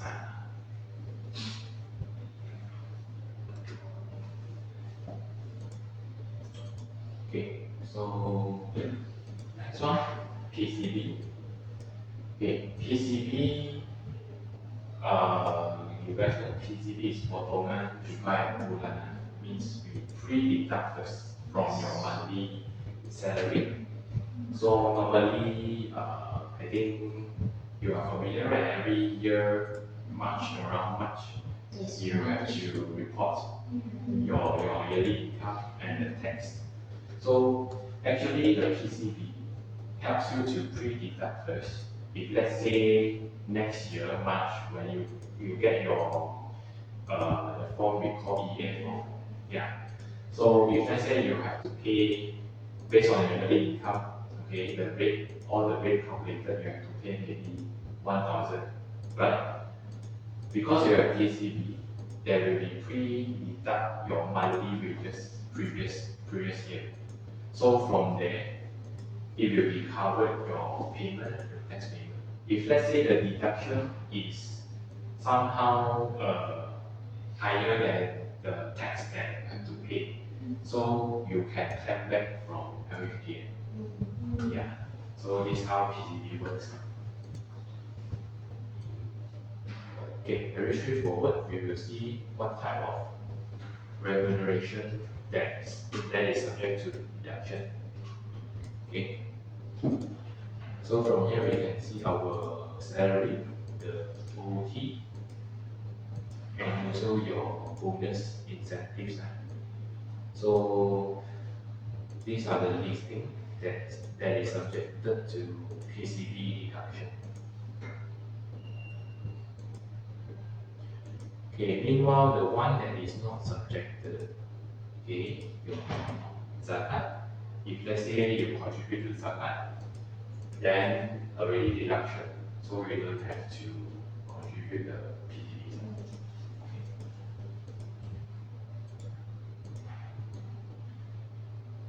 Okay, we will show a conclusion table. Okay, this table a bit complex. So basically, the left column is your monthly payroll item. Okay, the green dot means that your payroll elements will be contribute to the statutory. Okay, yes or no? Red is no. Okay. So as you see for the basic salary, bonus for the common one. But from here, bonus is excluded from SOXO EIS and HRD. Bonus you will be deducted for EPF and tax. Okay.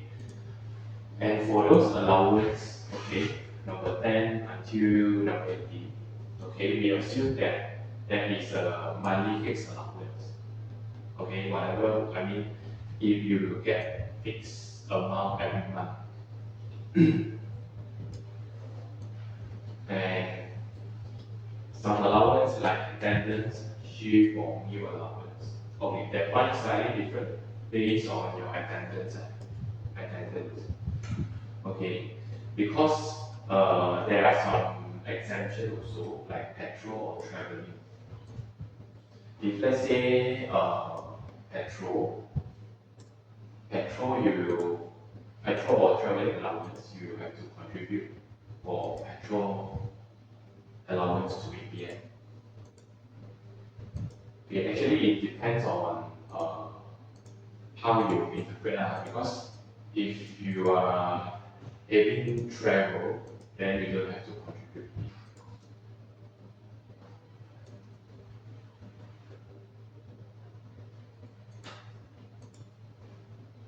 And tax exemption rules only applies for the few, okay? Childcare allowance, 2004, and parking, petrol, telephone, okay? And the last one is meal allowance. Only this allowance can be exempted based on their rules, exemption rules.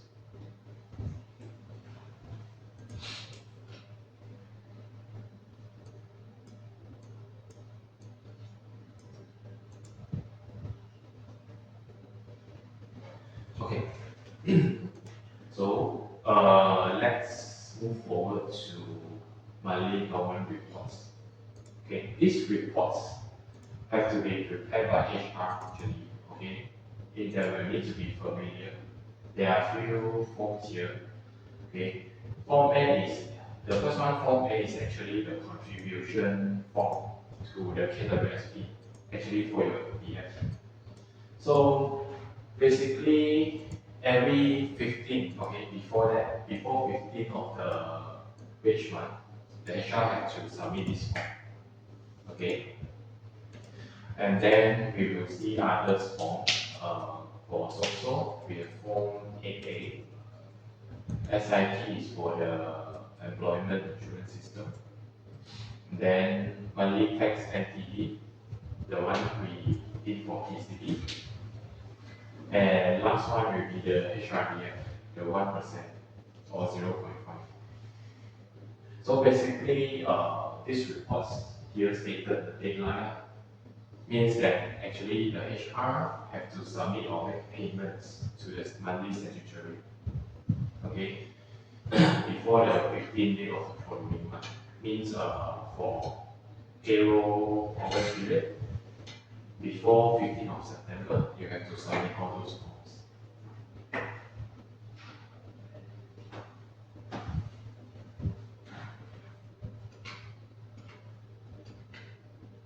Okay, so this one is actually not compulsory optional.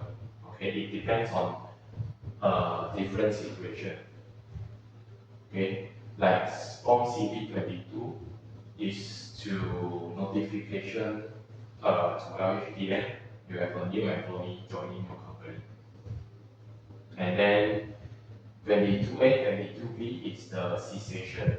Okay, the difference is 22A for cessation of private sector. 22B is the public section, normally the government servants. And then CP21 is some employee will be leaving Malaysia, so you have to notify the LHD. Okay.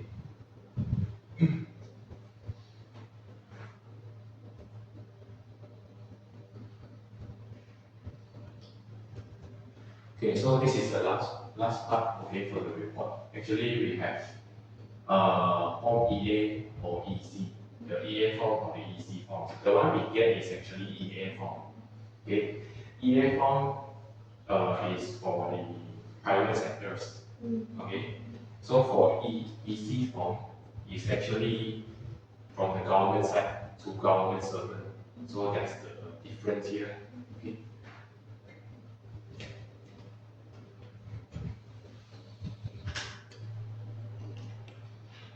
Okay, so yeah, before we conclude this section, these four, okay, we will have a link to refer their portal.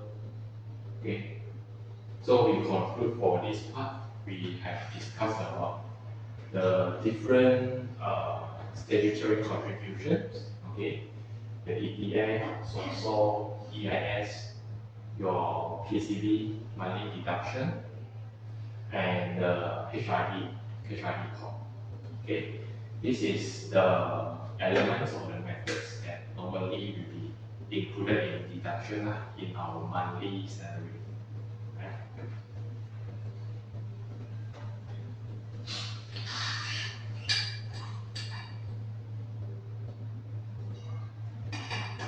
Okay, so if there's no further questions, we will proceed before we quiz.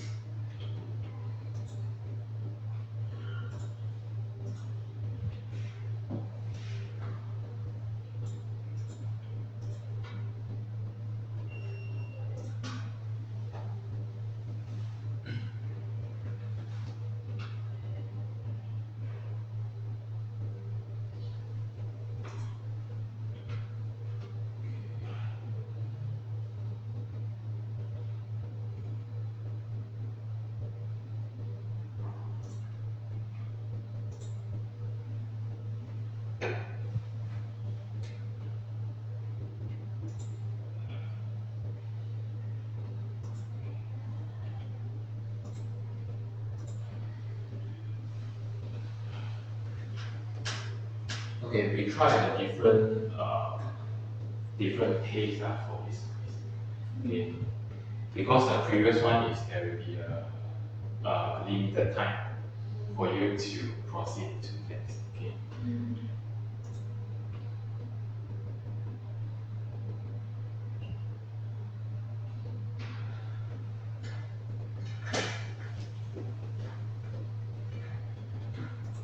So you join.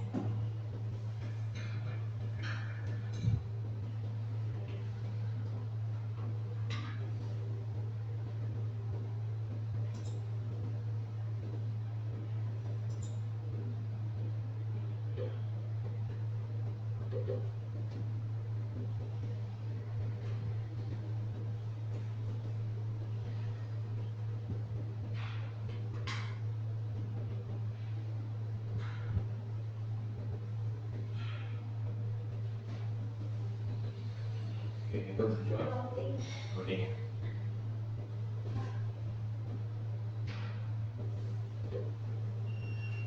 Okay, let's start.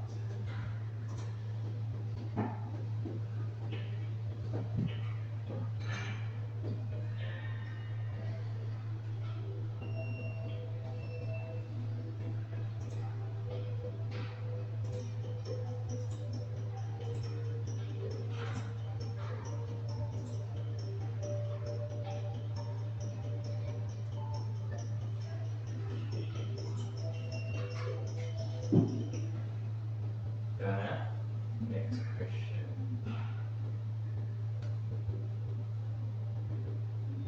Okay, okay. Oh, everyone correct. Okay, we move to next question.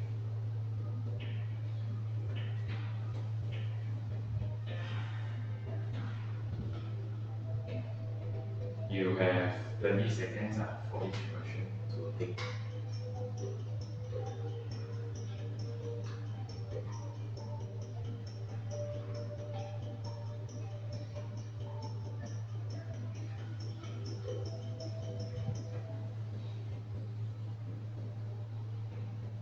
Okay, all done?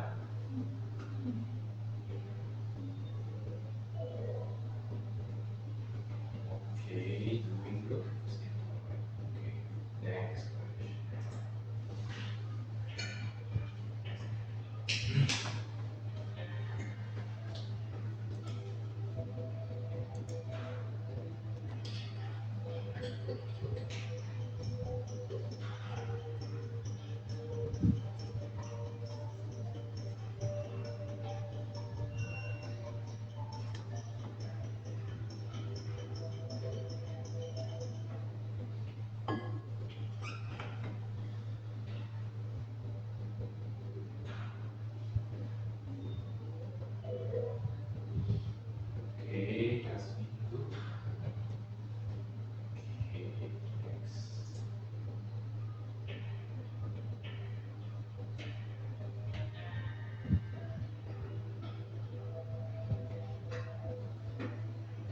one is not subject, not subject to leave.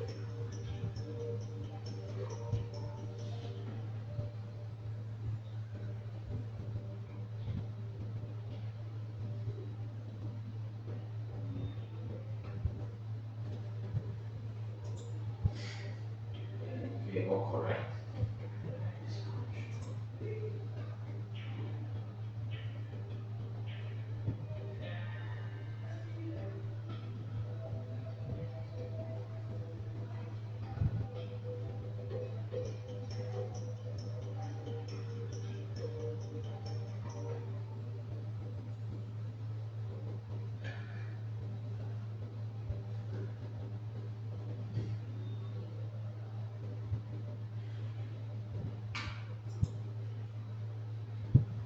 Okay, how often?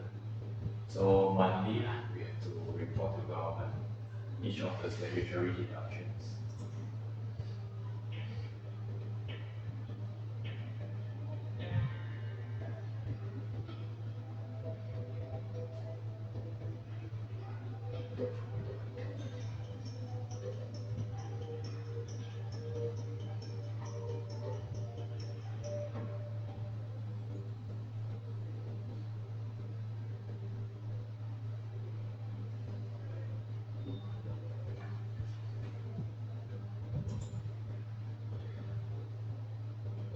Okay, for the last number two, second last question. Okay, this one is second category of source.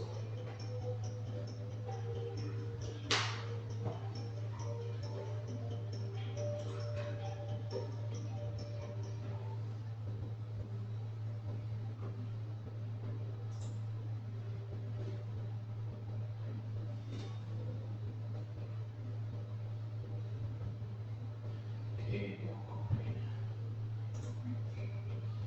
go to the last one.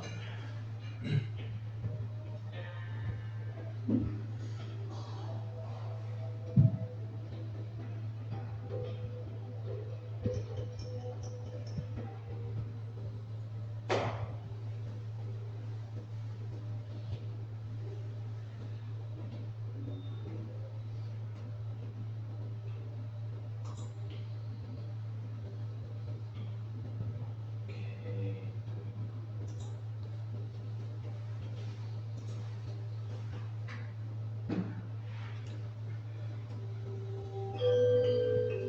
Okay, who is the winner? Just me again.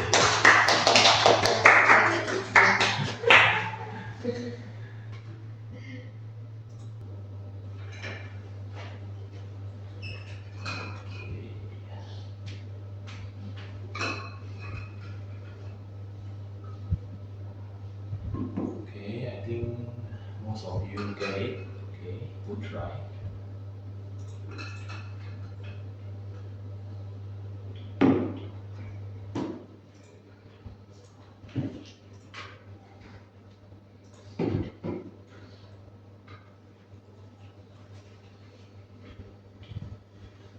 Okay. So after we cover the statutory contribution, so we head to the last part of our basic human resource knowledge today. Alright, sometimes you need a rest, right? Because we are not robots. Okay. So we will talk about leave standards in Malaysia and also your rights. Okay. What is the compulsory public holidays you will be entitled, right? Okay. So every employee shall be entitled 11 public holidays for your information, right? 11 paid holidays and means in one calendar year, okay? But out of the 11 paid holidays, actually, there are 5 public holidays that company compulsory to provide, okay? The five public holidays. I think the first one you will be familiar, National Day. Okay. Other than that, You have any? Labor Day, correct?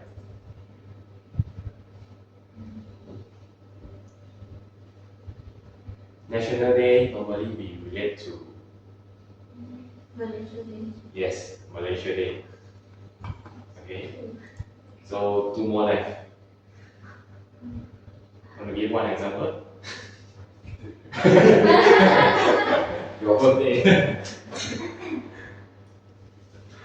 Okay, the two remaining two. The first one is actually our ruler. Huh?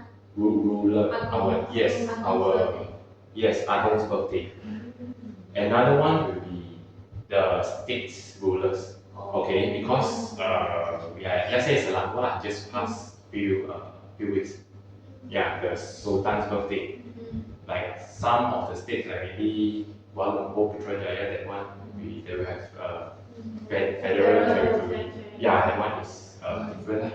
Okay. So the five compulsory public holiday: Malaysia Day, National Day, Labour Day, the most important one. Okay, 1st of May, and then the birthday of Sultan of each state, and our nationals, the Agong's birthday. Okay.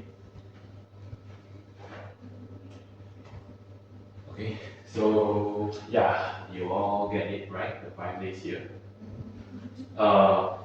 The part at the right side is those festives, okay? Chinese New Year normally, I think 2 days, 1st and 2nd. Wesak Day normally 1 day, normally falls on May, right? Wesak Day. And Hari Raya Puasa and Hari Raya Haji, different festive for the Malays, okay? Deepawali 1 day, Christmas 1 day, and Nurul Al-Quran. Normally, this one, some companies provide all, but some companies they will have optional, they will pick some. Okay. Okay. So it also relates back to the previous topic we mentioned. If you are working, you are required to working. So employer shall pay for OT. yes, OT. The OT will be the public holiday OT.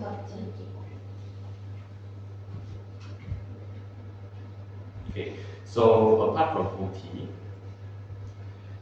the employee also, because some employer they will give OT rate, but in some certain cases they will give you replacement leave, okay, instead of OT rate. So it depends on your company policies and the practices. Okay, so we go through. First is annual leave. Okay, so annual leave is a very standard and straightforward. Okay, if you are employed less than 2 years, the minimum that you should get is 8 days per year. Okay, this is the minimum. And 2 years up to 5 years of service, you will get 12 days. The second category, okay. If you are loyal enough, you are a long servant to your company, more than 5 years, then you will get 16 days. Okay, so it will be different in some situation. Again, depends on your company. Some company they might give 14, 16, 22. Some company that will just follow all the default laws, like this one, 8, 12, 16. Yeah.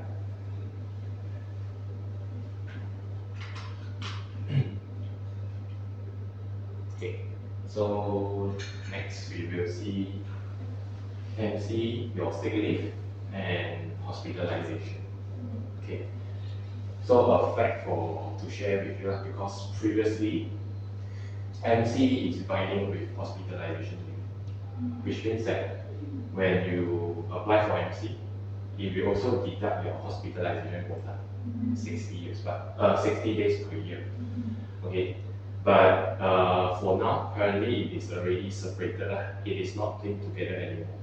And the 60 days per year for hospitalization and also your MC days is actually cannot be prorated, which means that whenever you join the company throughout the year, you will be definitely eligible the whole days. I mean, you'll be entitled the whole calendar years. Let's say you join, regardless you join 1st January, March, or other dates. Once you join, definitely this package is fixed. Okay, 60 days of hospitalization and minimum 40 days of MC. Okay, speaking about MC, so if let's say when you sleep, normally you have to let your superior aware that you are not attending office today. So if you are failed to do so within more than 48 hours, you didn't inform your employer, or you doesn't visit to any clinics you can serve, then definitely it doesn't valid for the leave. Okay, so take note there is a time frame for 48 hours. Okay, this is for sick leave and hospitalization.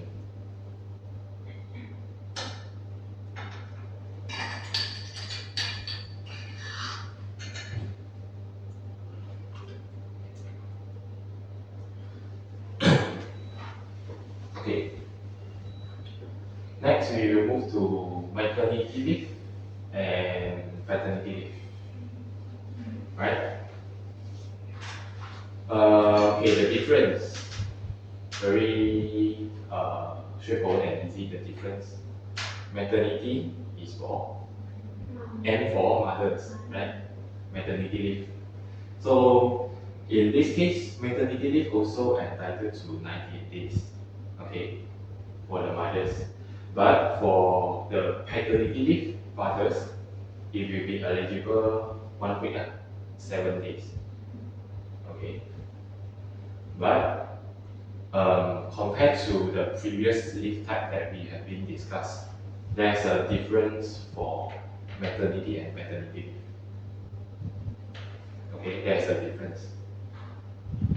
For previous leave type, like annual leave, normally we take annual leave on our working days, right? You don't take annual leave on Saturdays or Sundays if the one is your rest days, right?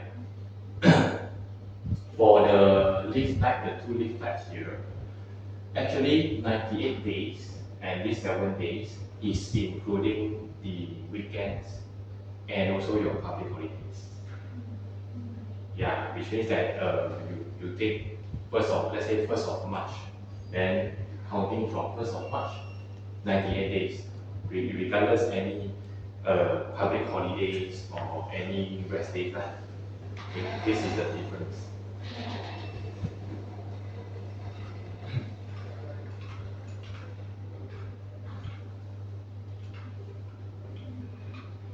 Okay, so very quick and very straightforward.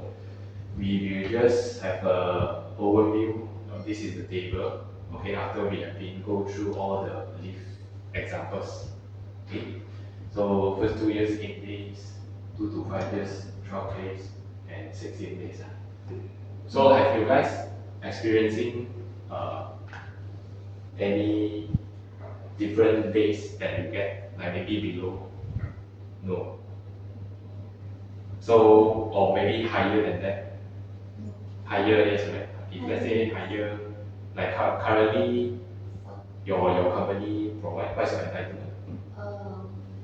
You mean for annual leave? Annual leave. Company should be 12, right? Can't remember really. But the highest I've received is 15. 15. Yes. Okay.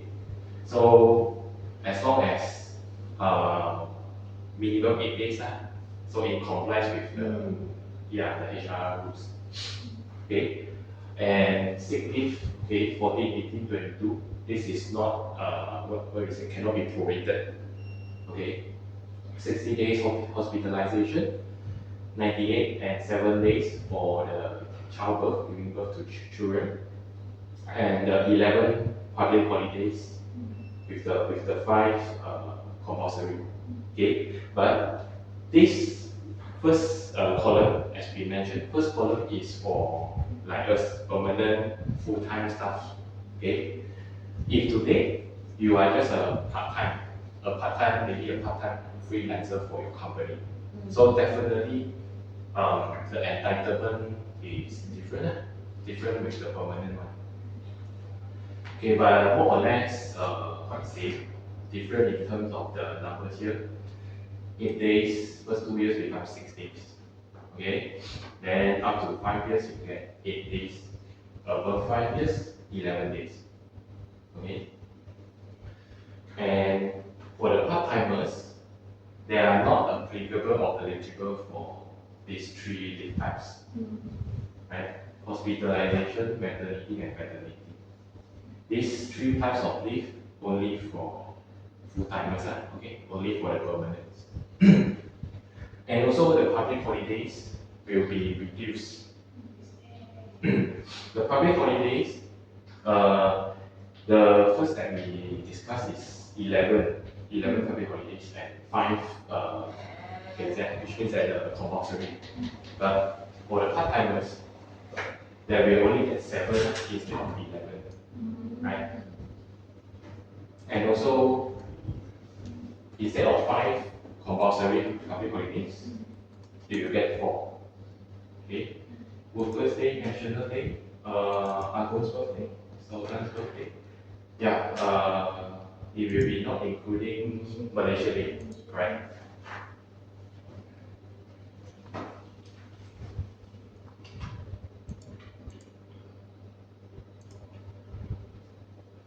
Okay, so this is just a table for you to recap back what we have discussed for this session. We discussed annual leave, sick leave, hospitalization, maternity, paternity, and all the public holidays which is compulsory. Okay.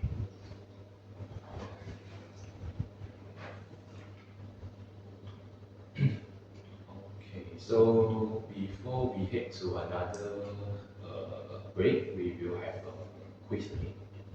This is the last quiz.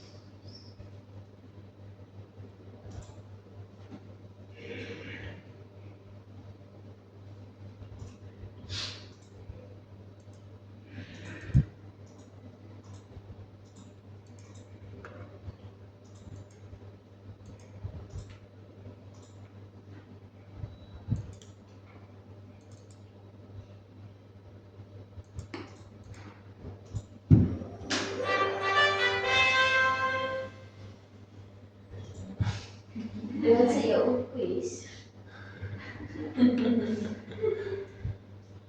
Okay, let me look for the quiz. Quiz number 4.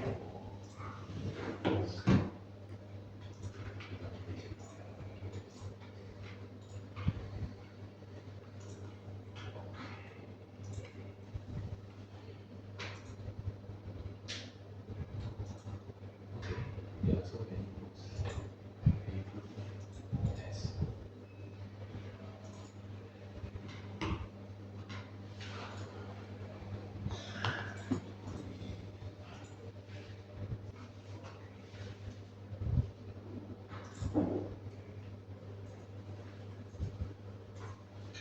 Let's get back to the classic one. Okay, classic book. 20 for each question.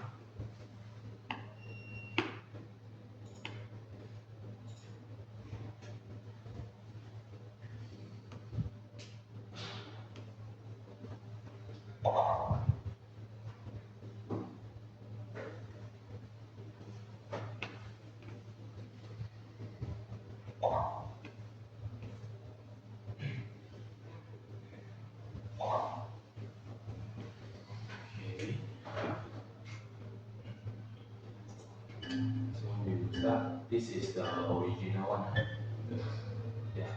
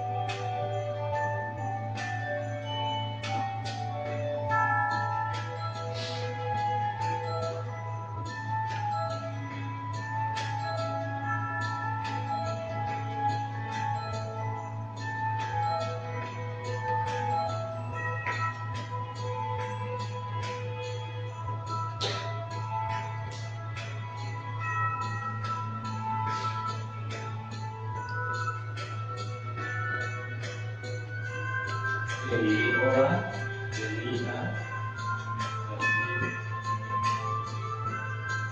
the last question, yeah?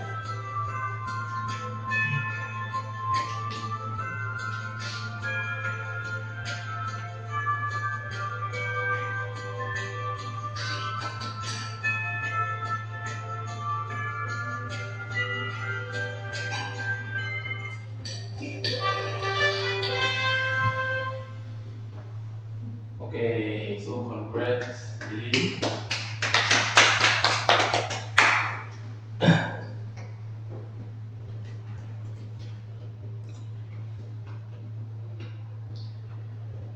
Okay, 93%. Okay, most of you got it correct. Okay.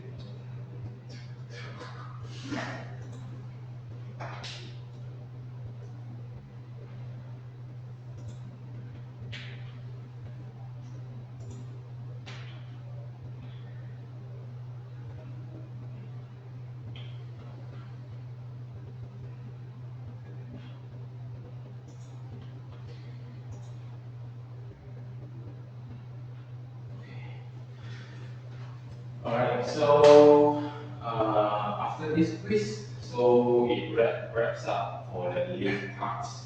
Okay. So before we proceed, we just do a small recap. Okay. So yeah, for this human resource basics session today, for the theory part, we have actually included the four modules.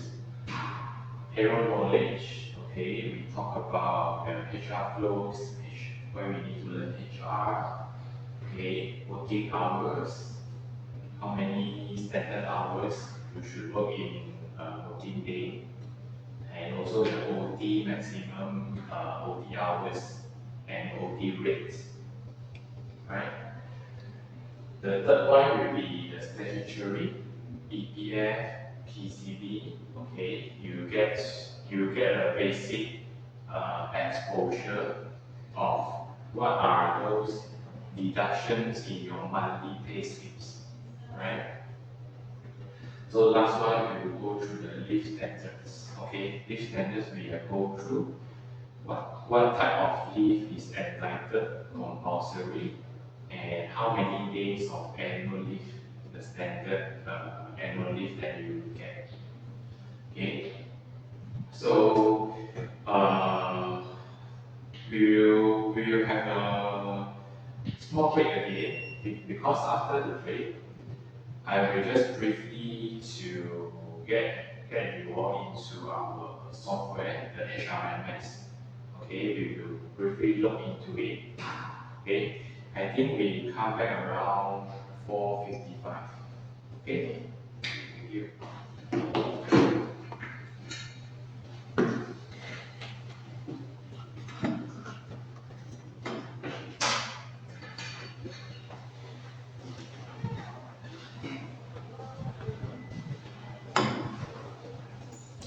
2小时26分。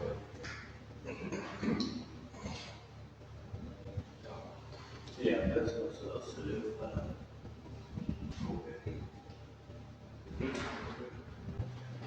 要4个小时。可以。可以。你确定吗？你这样 implementation 交上来，然后最快2个小时，OK。OT，因为它只需要讲到大概5点50分。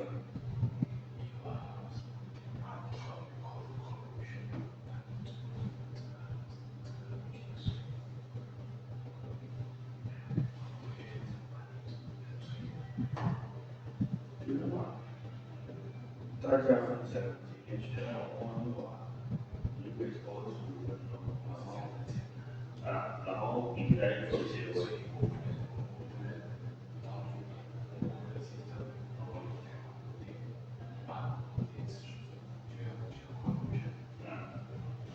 我大家讲完。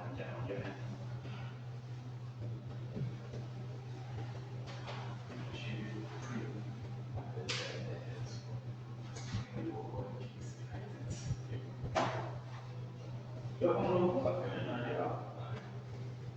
we didn't get out of the chair.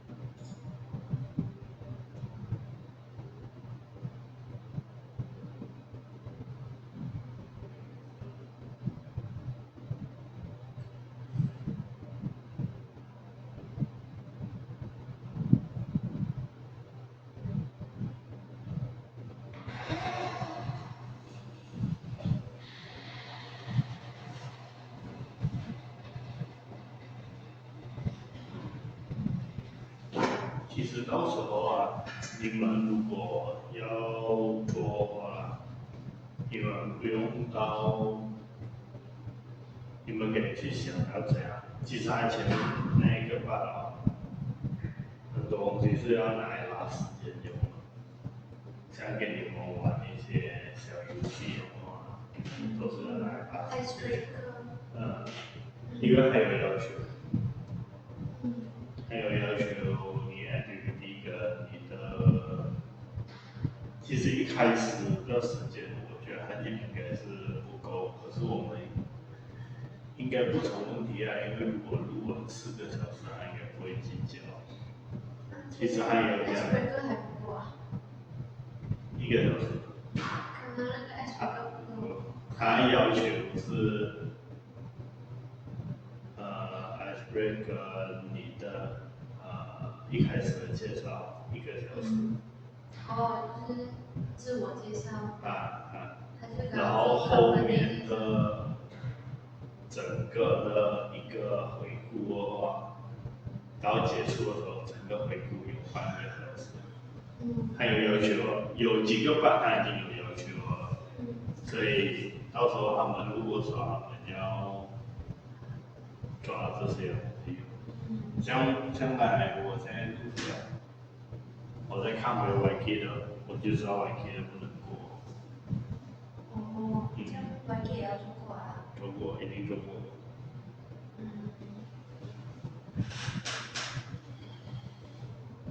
前面游戏要设计。你如果可以设计游戏是最好，因为游戏可以拉很长时间。像他刚才啊，他游戏其实做很快啊。如果你给一些老师啊，他们比较，像之前我们 train 来的时候，你看他游戏是你自己去分组，那个人够多啊，你自己去分组，然后你自己去玩，你玩到来你回来可能已经半个小时去了。所以如果到时候他们如果他们不够时间的话，叫他们插游戏，可能分2组自己去玩，也可以2个人讨论一个东西出来，然后去前面讲解也可以。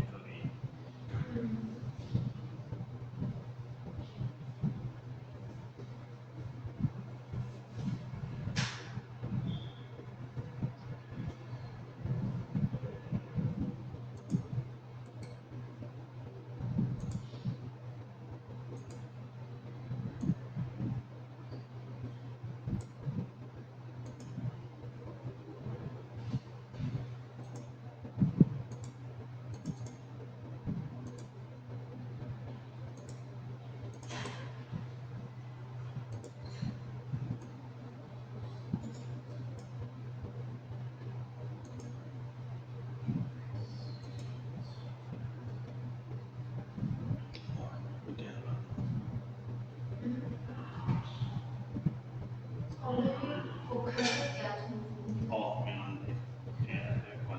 刚刚。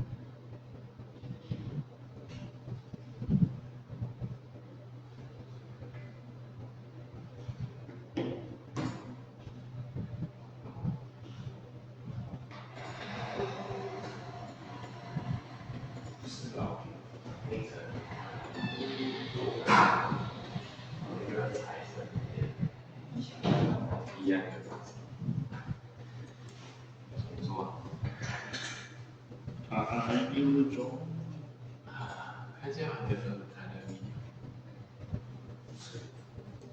还记得？我还没有看过。现在那个叫后面，什么的？你看要来没有？你看顶着哦，因为看不到人脸，顶着一部分，然后顶着又不见。有时候要来看过来。那天你也是要这样。那天也是有一部分前面开头的看不到。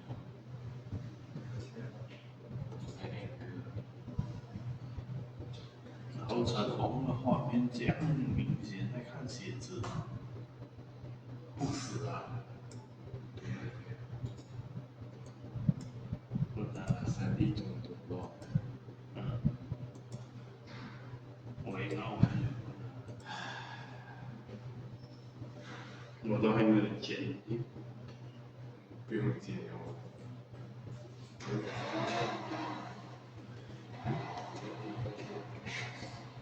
去那边抢咯，3D 有吧？你别问要不做给钱就。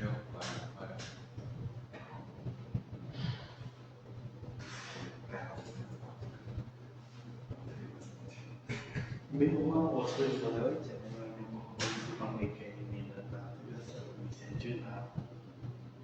上一次课2600块，快3000块了。希望你去拿一个5天的水泥学课，美术2000多，8万。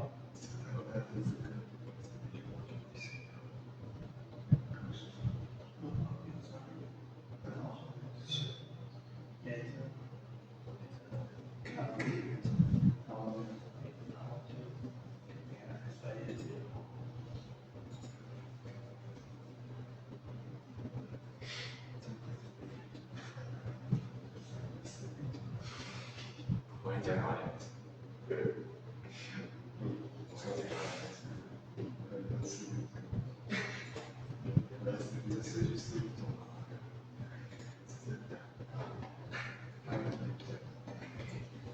你开始的时候，你可以跟他们讲哦，要钱到不要钱，然后才传上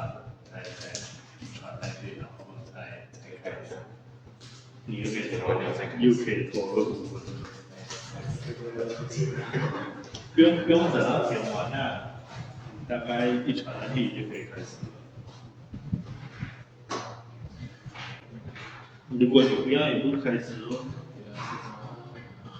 一定够时间的。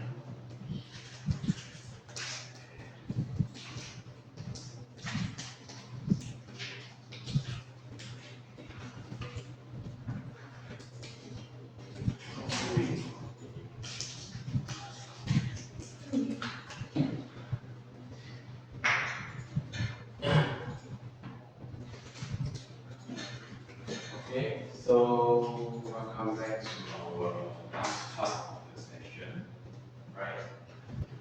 So for this part, actually I would like to introduce you all about our HRMS systems. We will also aim to expose you guys for how the system able to manage all the HR workflows operations. Okay.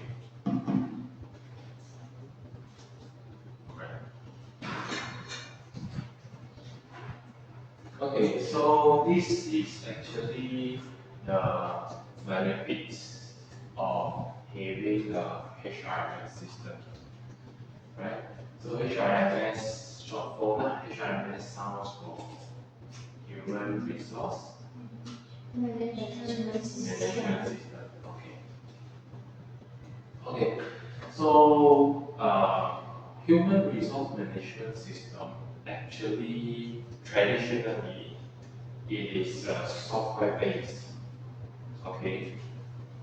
So as we know, actually, we are actually progressing towards, as we say, industrial revolution 4.0 or the digital technologies. So basically, from there, we have a new platform, cloud-based HRMS system. Okay. So basically, it will save our costs, operational costs. Okay. Because we will just have one system, and every one of you in the HR department will be able to log in and manage the system. Compared to the traditional one because it's software based, so you have to install the software, which means that you need to you will need to have one physical desktop as your main server. Okay. So for the cloud base, actually, you can access it anytime, anywhere, as long as you are connected to the network, right? And then we don't have to buy hardware, as I mentioned earlier. Everything is on cloud. Okay, we just manage online, and we don't have to back up and file our data manually.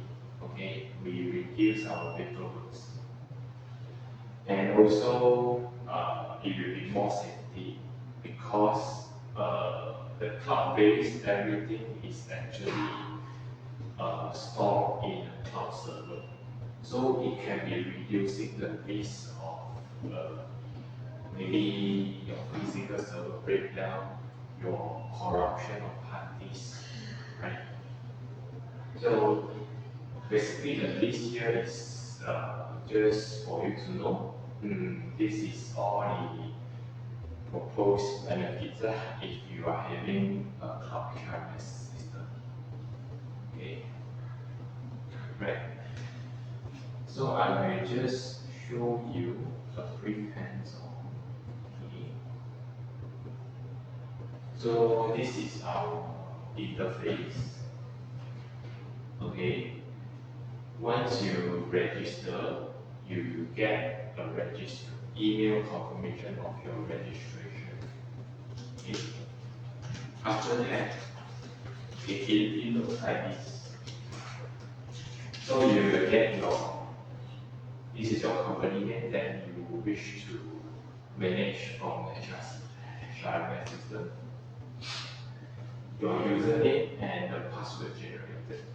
The password definitely generated randomly after you click confirm on the email. Okay, then you can change it in future. Okay.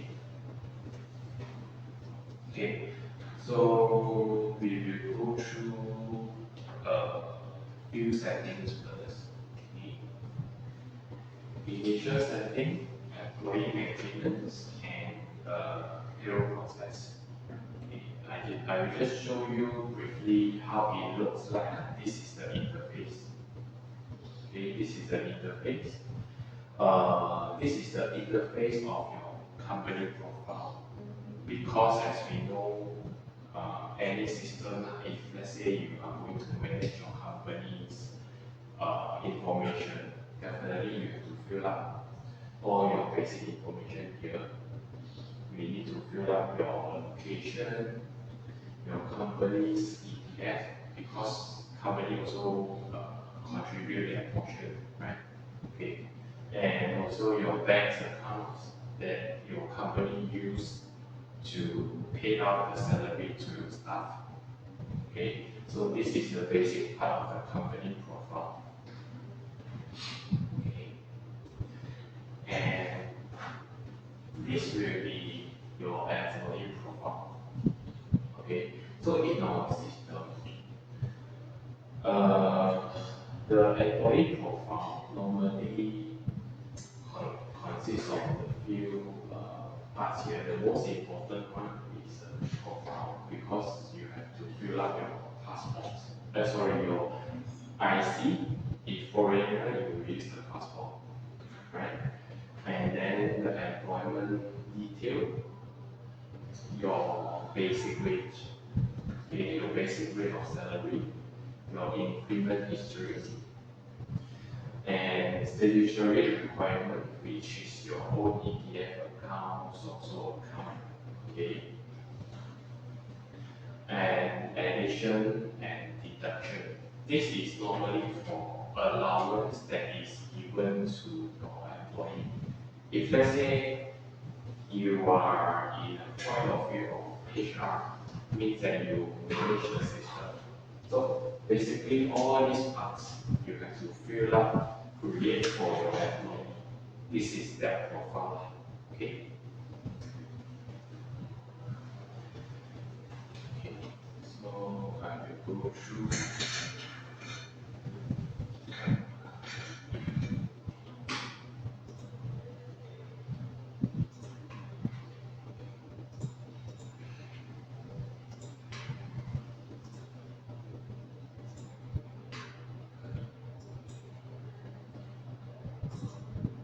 Okay.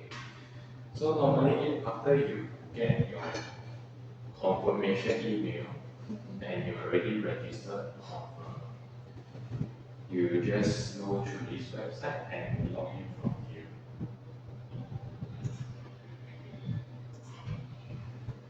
So this one, actually I have already done some setting, but for your case, because to expose you guys to starting from scratch, so I will just create a new company.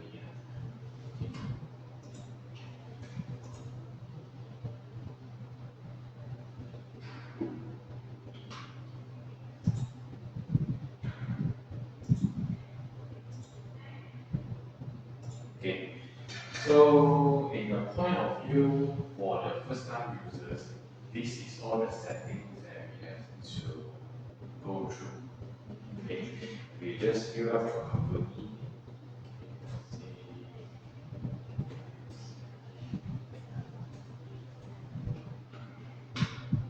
And then your company registration number.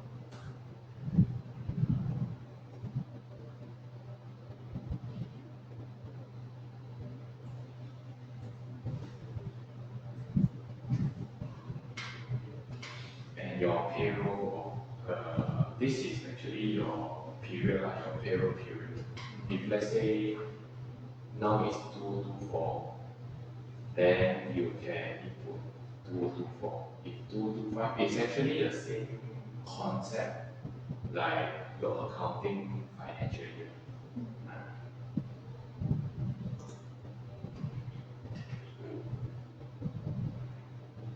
Okay, so this part actually we will determine if this is your second company, you can copy the details from your first company.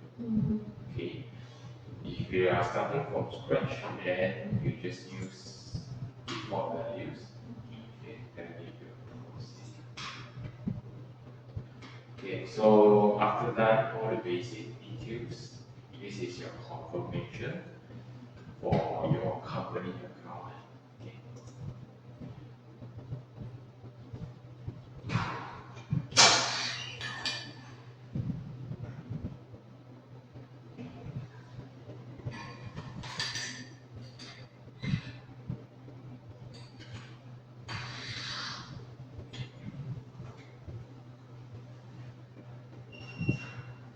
Okay.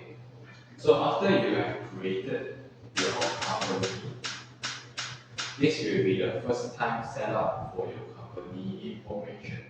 You can choose to either proceed, fill up all the particular details from here, or you can just skip for the moment because after this there will be another option for you to fill up also.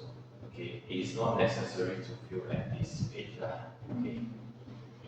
So if let's say I will just skip from here, company profile.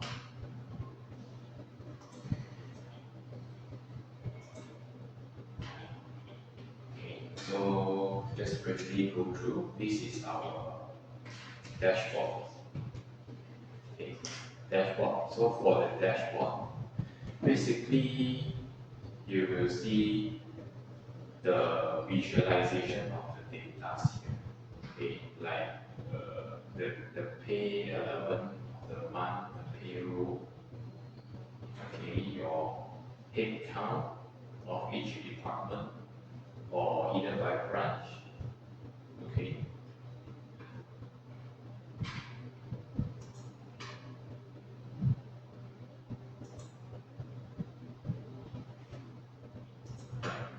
So first we look at the company profile. Okay.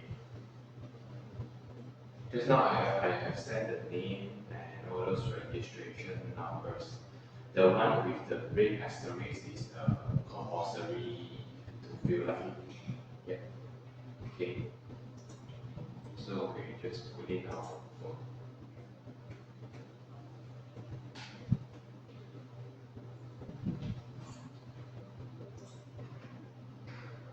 Okay, for this one, it's as I mentioned, it depends on your HRDF contribution. It depends on your size, correct? So if you have more than 10, then you just put 1. If you are less, but you are less than 10 head count, but you prefer to contribute, then it's 0.5. Okay. Okay, for this one, claims payroll type. This actually indicates that you are processing and paying out your claim together with your salary, or you process your claim separately. Okay, so if separately, then you will just claim. If you are processing your claim together with your payroll, normally it's the month end, because normally we get pay slip end of the month. Right? For the first half, normally we will pay out twice a month.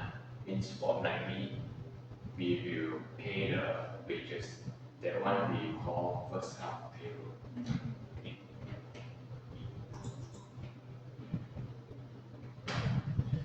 And for the daily health declaration, this function is meant for those days where the pandemic, right? So employees actually have to declare their daily health situation. So you can trigger it on or off here. Okay. Right. So the basic information, the last part is actually about your leave. So from here, you see the leave roundup. So leave roundup basically indicates that what is the minimum leave duration you can take.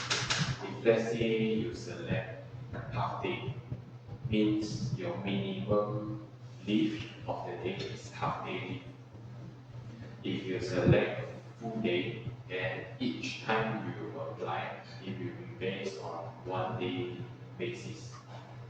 Okay. And nothing much here. Another thing will be the calculation of the employee years, the service years. Okay. The service years either based on the employee's join date or the confirmed date. If let's say you have probational period for your staff, okay, then how you going to calculate their service years, either from the starting join date or either after they are confirmed as a permanent staff. Okay, so we will see another part will be the address of your company. Okay, just view up as an example. Okay.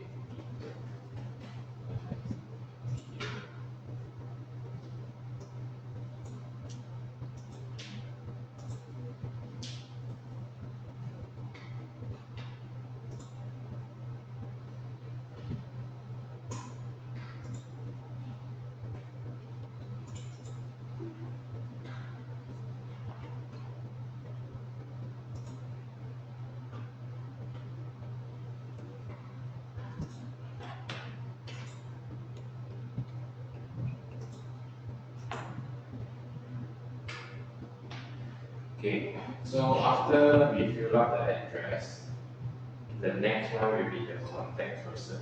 Okay, please do note that this contact person is actually important because the details of the contact person that you fill up here will be appear in all of the government forms. I see.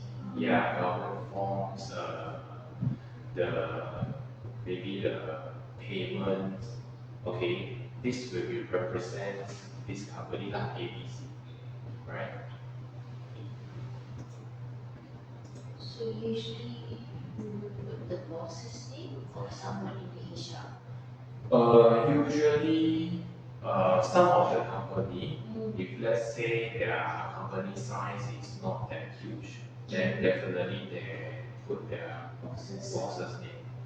If some of the company they have their own structure, okay, hierarchy, then some of them they might put HR managers. Yeah. Okay. So next one is the statutory for the company. So basically, you just key in your company's EPF number. Okay.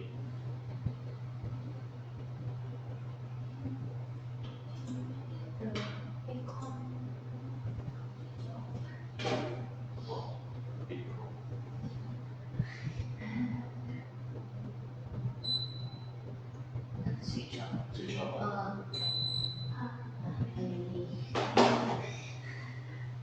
Okay. So this part is actually for you to fill up your company's EPF, and the tax information, right? Normally you get your company tax number and the employer file number. Basically, the vitals are those numbers because the form or the data generated from this system, you will be needed to do any of your submission. Like we mentioned just now, before 15th of the month, you have to submit all those documents. Okay. Okay, so the next part for company profile is the contribution settings. Okay, this also links back to the part that we have discussed just now. You can set what type of contribution that the payroll items need to contribute. Okay, let's say basic salary, you have all of these 4 deductions that you take. So in bonus, you are contributing your bonus amount to EPF, and you take EPF and tax. Because why we do such selection or option to the users is because some users or some companies they have different practices. Maybe some companies their owners doesn't contribute to tax or EPF. Okay. But if let's say you mess up already, like you take all, or maybe some of them you untick. So you want to revert back, okay? Revert back to our original system default. So you just click this reset. Yeah, so it will be reset to the default value. Okay. So the right part will be the visibility, means that you'll be able to maintain director fees, staff ID, zakat, all those additional items. Okay. Okay, so the next part here, we have to actually calculate the unpaid leave daily rate. So I think you all might have some ideas.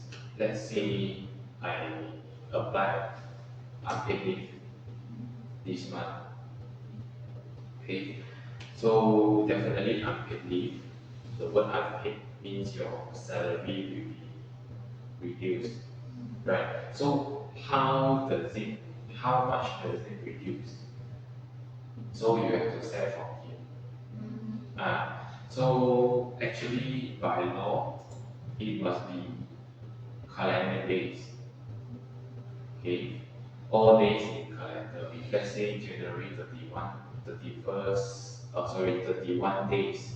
So it will be your basic salary divided by 31 days and times or multiply the total number of unpaid leave you apply. Okay. So from here you can choose actually, but by law it's stated is all days in calendar. Same as the paid leave daily rate. But there is a slight difference between unpaid leave rate and paid leave rate because unpaid leave rate is fixed. You must divide number of calendar days. But for paid leave, actually is a bit slightly not that detailed. So in this case, some of the companies they decided to deduct in 6 days, which is the 26th. We use to the 26 days. But some they will follow the working days in a month, which means that it will follow the calendar that you set in system, your rest days and work days, then it will only deduct your total working days. Let's say, example, Monday to Friday, 4 weeks, then normally it's 20 plus minus working day in a month, like that, right? Okay, and after this is overtime request. Okay, overtime request means that before you need to proceed your overtime, you have to request from your superior. Okay, so you have to set before the starting of your OT, after the OT, or you can request anytime. Okay, and this one is your net payroll thing, means you get your net salary amount. You decide you want to round up. Okay. Okay.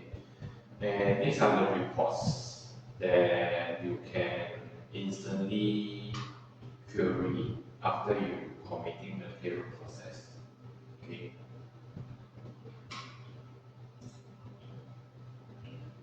Okay. So the next part will be the bank account of your company. So if let's say your company is using, for example, CIMB, okay, we will look for CIMB bank. So enter your account number. Okay.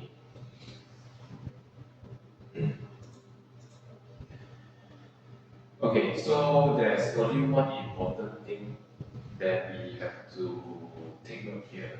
This one. Okay, actually, this is for when you do the payroll upload. Because today your company, let's say you have 20 staff or 100 staff, then definitely when you pay out your salary, definitely you are not doing one by one transfer, right? Yes. So how does the system provide you a platform to do so in one short way? Is basically our system will generate a file, either in a text file or Excel format. So you are required to upload this file into your company's bank account, right? So from there, your company's bank account, the bank will recognize this file is actually belongs to the company. So inside the file, it will contain all the information of your employees' bank account, employees' salary. So from there, it will capture the information and proceed to sending out the amount, the salary to your staff's account. So as I said, it will generate a file, but when you upload this file, how that the CIP bank knows that this file belongs to you, A, B, C, is a real file. So you need to maintain this code. It will be based on this code. Okay, this code you have to get from your bank. Yes, your bank. Because if let's say you are creating company bank account or business bank account, definitely then you have this type of code. Then you have to fill up so that you can proceed your payroll smoothly.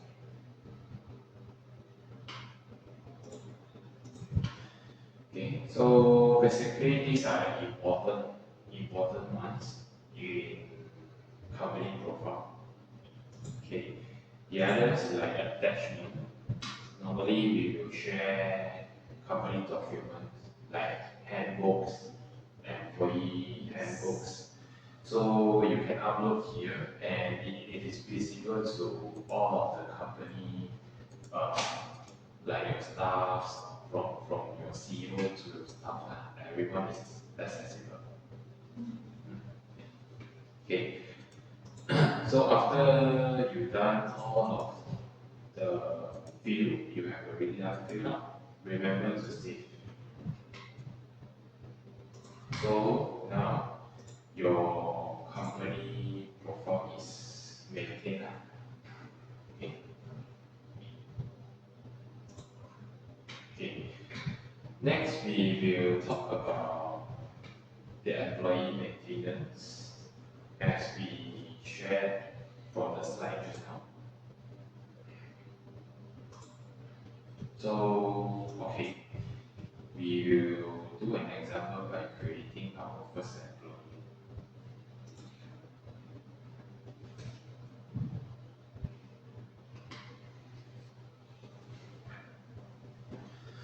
Okay, from here, this is the employee profile when we create the first one. Definitely is your name.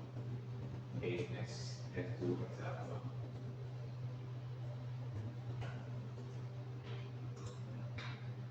Right, so after you fill up your name, the check boxes below actually indicating what type of module you want to enable for this stuff. Okay, for your information, our system have 4 modules. First one, definitely the most important one, process the monthly payroll.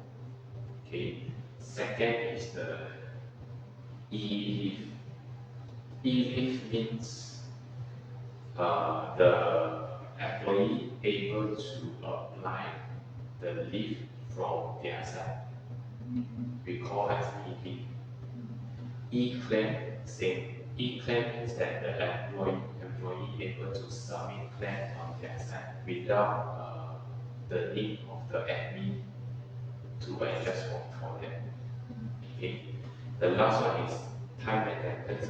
Time attendance basically is recording your daily attendance. You clock in and clock out. Right?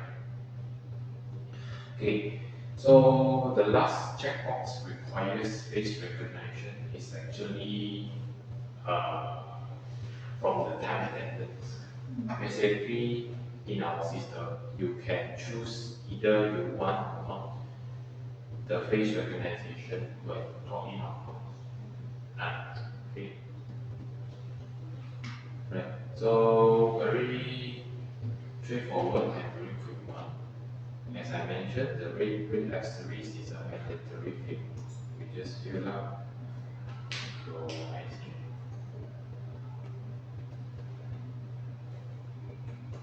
Okay, once you fill up your IC, it will auto trigger few boxes. First one is your gender. It will based on the middle digit. The last digit. Last digit is your gender, and your birthday, and lastly is your age. Okay. So these three boxes will automatically generate data once you fill up your IC. Okay.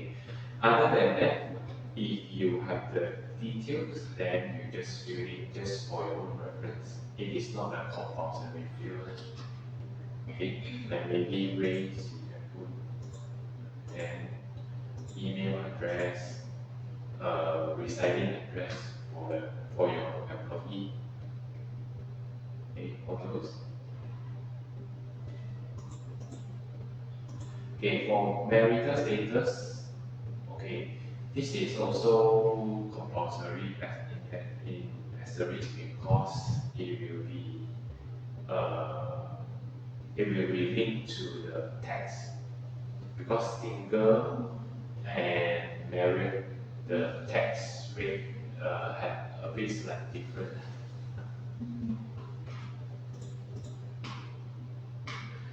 Okay, so after this, you can fill up if let's say you are married, then you fill up your spouse information and it's finished. After you fill up, we will proceed to employment details.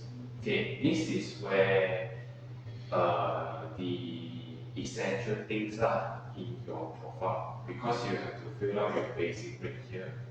Let's see, 3,500. And if let's say you have any increment, you can fill up the starting period. Let's say it's December, increment of 500. So once you key it, you will notice the changes. Your current rate will become 4,000 instead of the earlier 3,500 because you apply increment in December. Okay, the next part, the payroll information. Actually, this one you will need to fill up the position, the department, and all the superiors. Okay, let's see it's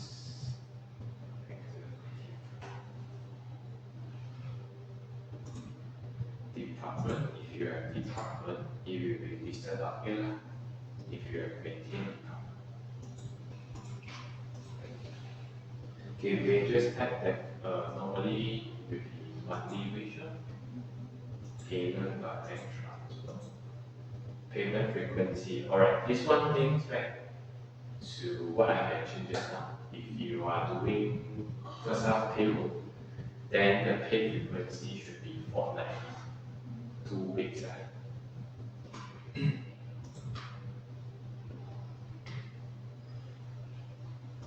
Okay, so you just need to fill up all the rate asterisks. And then another important thing is the join date.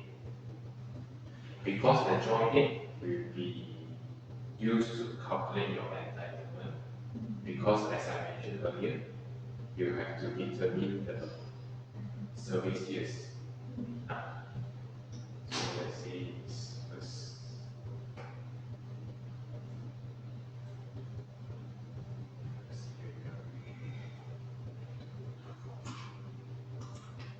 Okay, if you have confirmed date, if you have a probational period, then let's say 3 months.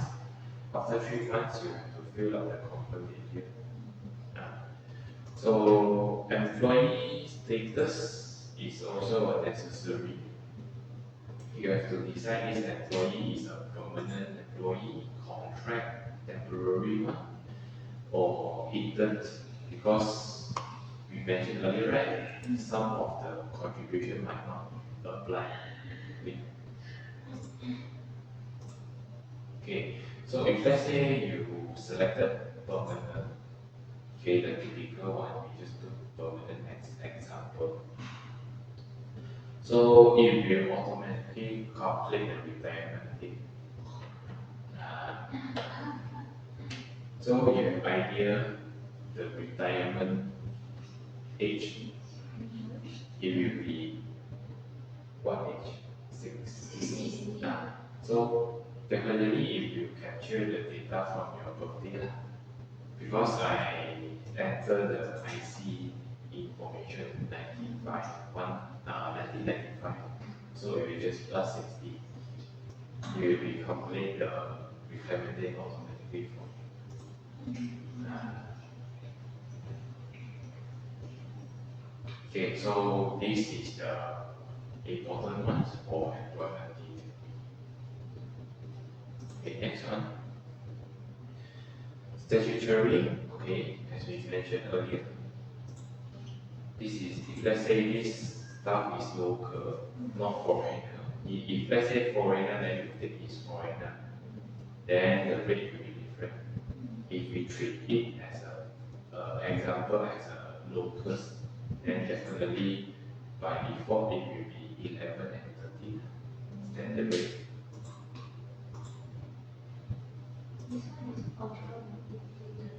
This one is automatically if you did not set as a foreigner, because if you declare, if you have key in the IC, then definitely you are Malaysian. So the next one is also, okay, the locals below 60 years old. So it is category number 1. Okay. And contribute to EIS, this one.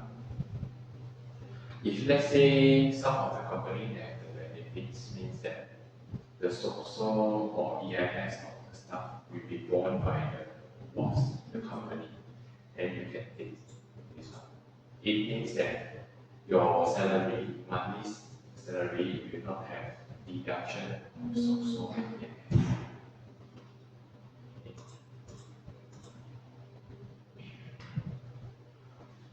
Okay, so the next part will be your income tax. If let's say you are local, then you choose resident. So tax number, tax branch, just for your reference. Okay, you can just fill up. Alright, so the last part is actually the additional one. Okay, if let's say you are contributing to other than social, EPF, Zakat, double ID, ASN, and the most important one is this HRD. If your company is contributing to HRDF, when you create your profile for your staff, you have to tick contribute HRD. If foreigner, then you need to untick. Basically, HRDF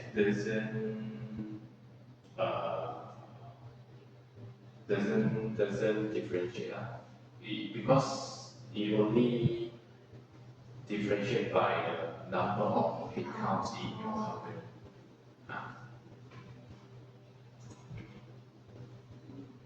Okay, so yeah, this is actually for the statutory requirement. So from here, the next part is addition and deduction. Normally, you maintain the allowance given. The allowance is fixed. So you just maintain inside the staff profile. Then every month when processing the payroll, it will be automatically calculating the allowance. So let's say we just add, for example, we just add shift. So from here, you can also choose the contribution. As we mentioned at the slide earlier. So some allowance might be liable to those statutory contributions. So you can take here. If you, let's say you choose to follow the default, then you just proceed and apply. Right. Okay. So if let's say your allowance is by fixed amount, you just key in a fixed amount. If let's say by formula, then formula is a bit complex, right? Formula normally we will have to depends on the situation. How does this allowance will be triggered? Maybe by work days, means how many days that the staff comes to work. Or maybe your company's working days in a month, means that if let's say 31 days of working days in a month, then the allowance will be amount times 21. So if let's say you are putting a fixed amount, then you just fill up 500, for example. Okay. So other information also for your reference, you can just fill up working experience, education, all those. And last one will be a bank account. Okay. So let's say a bank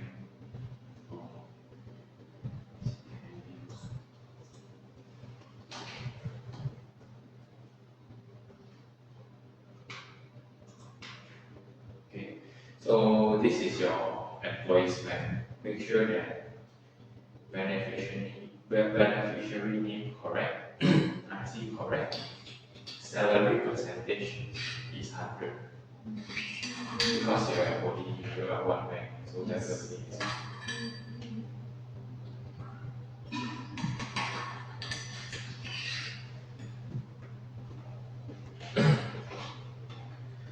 So from the point of view at the HR part, actually you have done for creating the staff profile activity.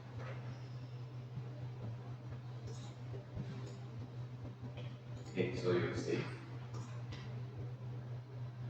Alright. After we done creating this profile, I will show you briefly go through the payroll processing. Okay. Normally,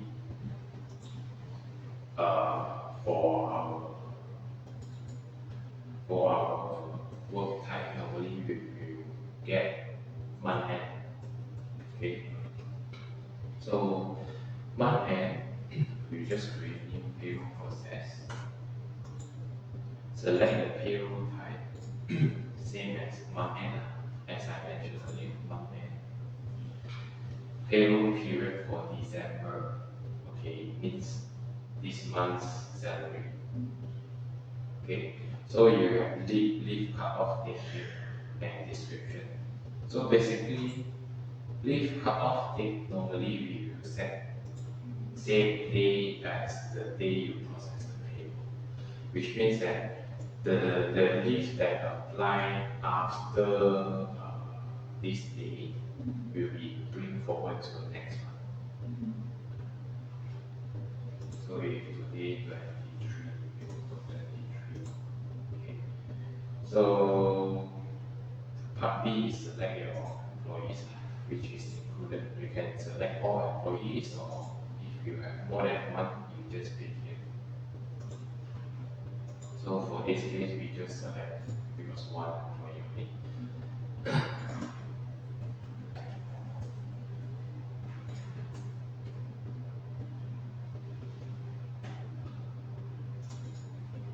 Okay, so we'll proceed. Alright, so this is the review part before we go to the final committing the payroll.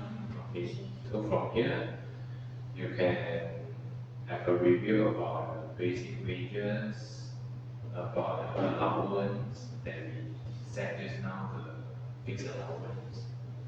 So everything correct, then we process. Okay, so this is the payroll for the staff name Canon for December.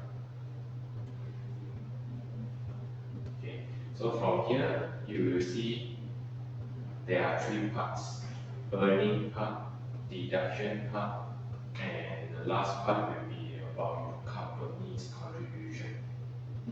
Now, earning part is including your basic rate, 4,000, and the fixed allowance.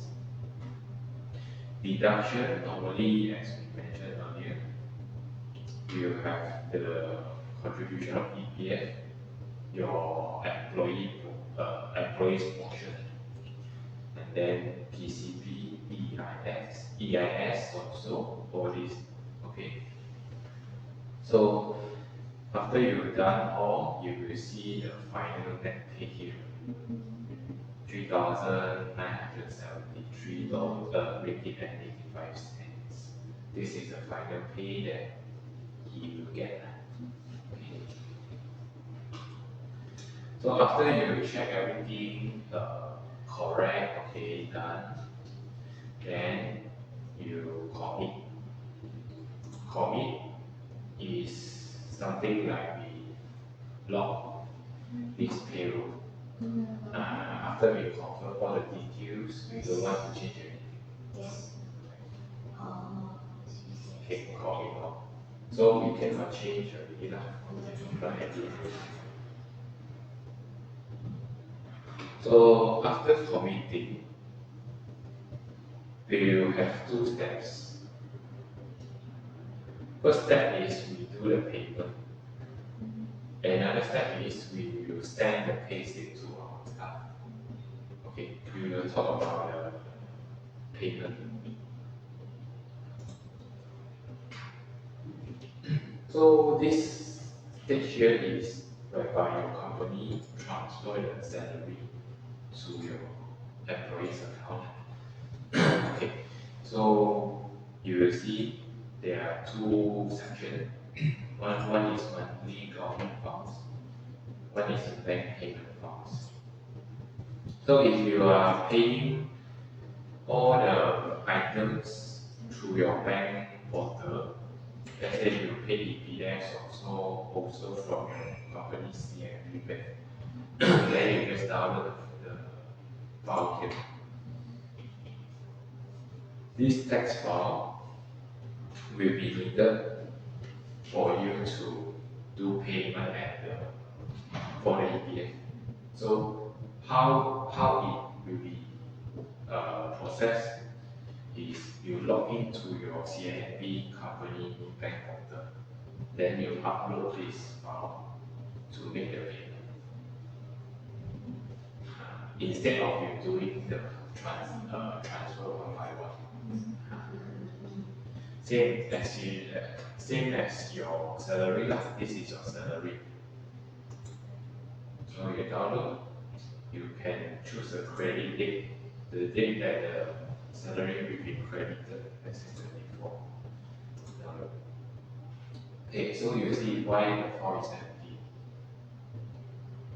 Relate back to just now I have shared in company profile the two IDs. The two IDs you definitely have to fill up. If not, this will be the result that you get. You are not able to generate the text file. This text file is like every employee. Yes, if let's say for this payroll you process one company and the text file contains one staff employee, then the text file will be consist only employees data. If you process 10, then it will be at 10. Okay. Okay. So after that, you have the access for some files. These are the summary files. Okay. So this is for the payment part. Okay. After the payment, we will send the payslip. Okay. So the payslip actually we can play around. If let's say you want to release instantly, then you select the first one and you apply. So if you be sending to your employee, because the employee also will be invited to use the system. The method is just the same. The employee will need to be registered an account, and then from here we invite him, and he or she will be able to log. Okay. Then you just apply. If let's say you send by email, you can choose the format, then also apply. Then he or she will receive the payslip. Okay.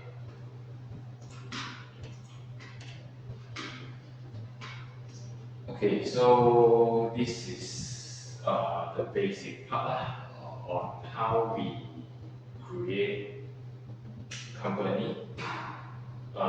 We create a profile for your staff and a brief exposure to the process of the payroll monthly. Okay.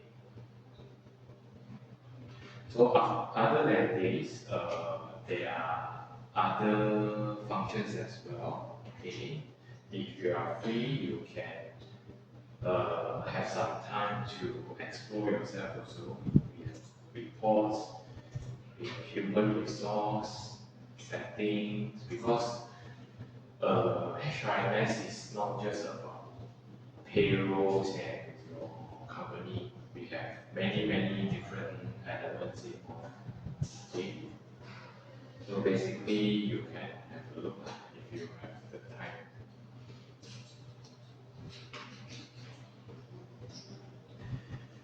Okay.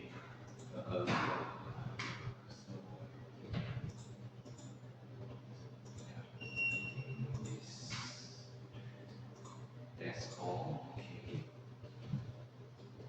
So after we go through the system, I think that's all that for my section today. So before we proceed ending, we wrap up this session. Just a quick recap. So today's session is actually human resource basics. Yes. The modules that we cover: basic payroll knowledge. What does payroll do? Okay. We also cover your working hours standard, your overtime rate. Okay, and then we cover statutory, EIS, also EF. Okay, and also the last part is the last part for the theory. We cover the leave part. The leave part where you have to know the standard entitlement for annual leave and compulsory holidays that are given to the staffs. Okay. So this is for the theory part, and also we will go through the system, a brief expose for you guys to actually see how does the system process goes, how we manage the HR through HRMS. Okay. Okay. So before we end this, maybe we can have a very quick sharing. Okay. So about how you benefit or what have you learned from today's session? Yeah. When I get to look at the HRMS, when I get to have a look. Have a look. Yes, at the product itself. Yes. Yeah.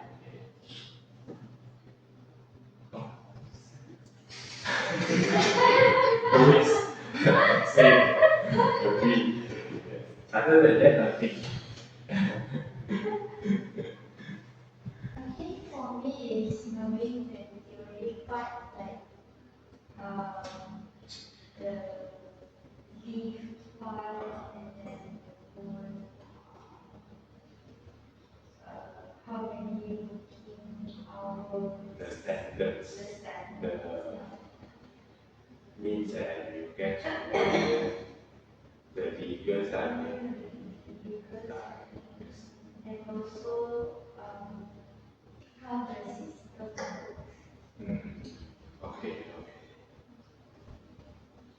Yeah, I think the theory part is useful. I only know parts of it, and now I get to know a bit more about the standards, the legal stuff that I'm not aware of before this. So the theory part was useful. And that's also my first time looking at the actual product, HRMS product. Oh, How it I looks see. like How it is. as an HR person, the user to look through. Yeah. There are a lot of functions that can be explored. Yeah. Functions also. Because ours is very different, the one on the app. So Yeah. Basically, for your point of view, because you are as an employees, yes. and employers, Yeah. so definitely for employers, a bit more complex lah. Yes. To maintain everything, settings, from the basic settings until the final payroll process, and then Yes. produce a salary slip lah also. Okay, right. So I believe you guys have learned a lot. Okay, based on the modules that we covered and the quizzes also. Okay, I hope you guys enjoyed. Okay. The quiz was fun. Fun, huh? Okay, thanks. Okay, so I think I need you to fill up this attendance as a proof.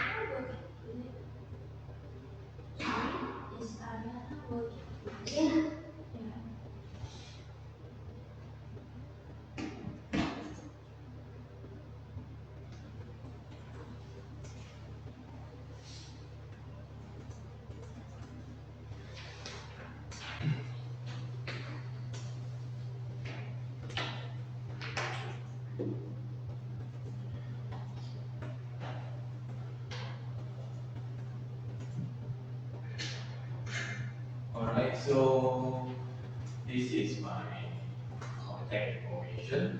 You can look for me if you have any queries regarding the session we have done just now. And also, I would like to share a very quick one. I would like to share, we do have the learning aids for the users. Okay. Okay, the first one, we have YouTube. Okay, by auto count. Okay, recognize the logo. So basically, this is all the information, the important ones that the first time user will go through, right? Just that we split it, okay? We'll make it a bit more shorter lah, like not more than 5 minutes. So for you all and be a bit more easy to digest, okay? Right. So apart from this, we also have a knowledge base. Okay, inside the system, you will just click on the top right corner. Okay, wiki.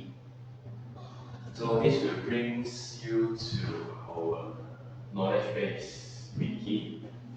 So actually, we have gathered the most frequent questions here that faced by the users and providing the solutions. Okay, apart from this, we will also provide all of the functions and explanations regarding to the system.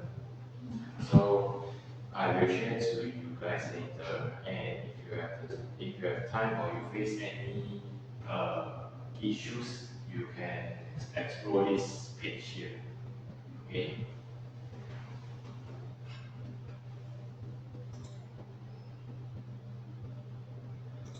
And yeah, so I hope you guys really enjoyed today and learned something from this session, right? So I think all the best to you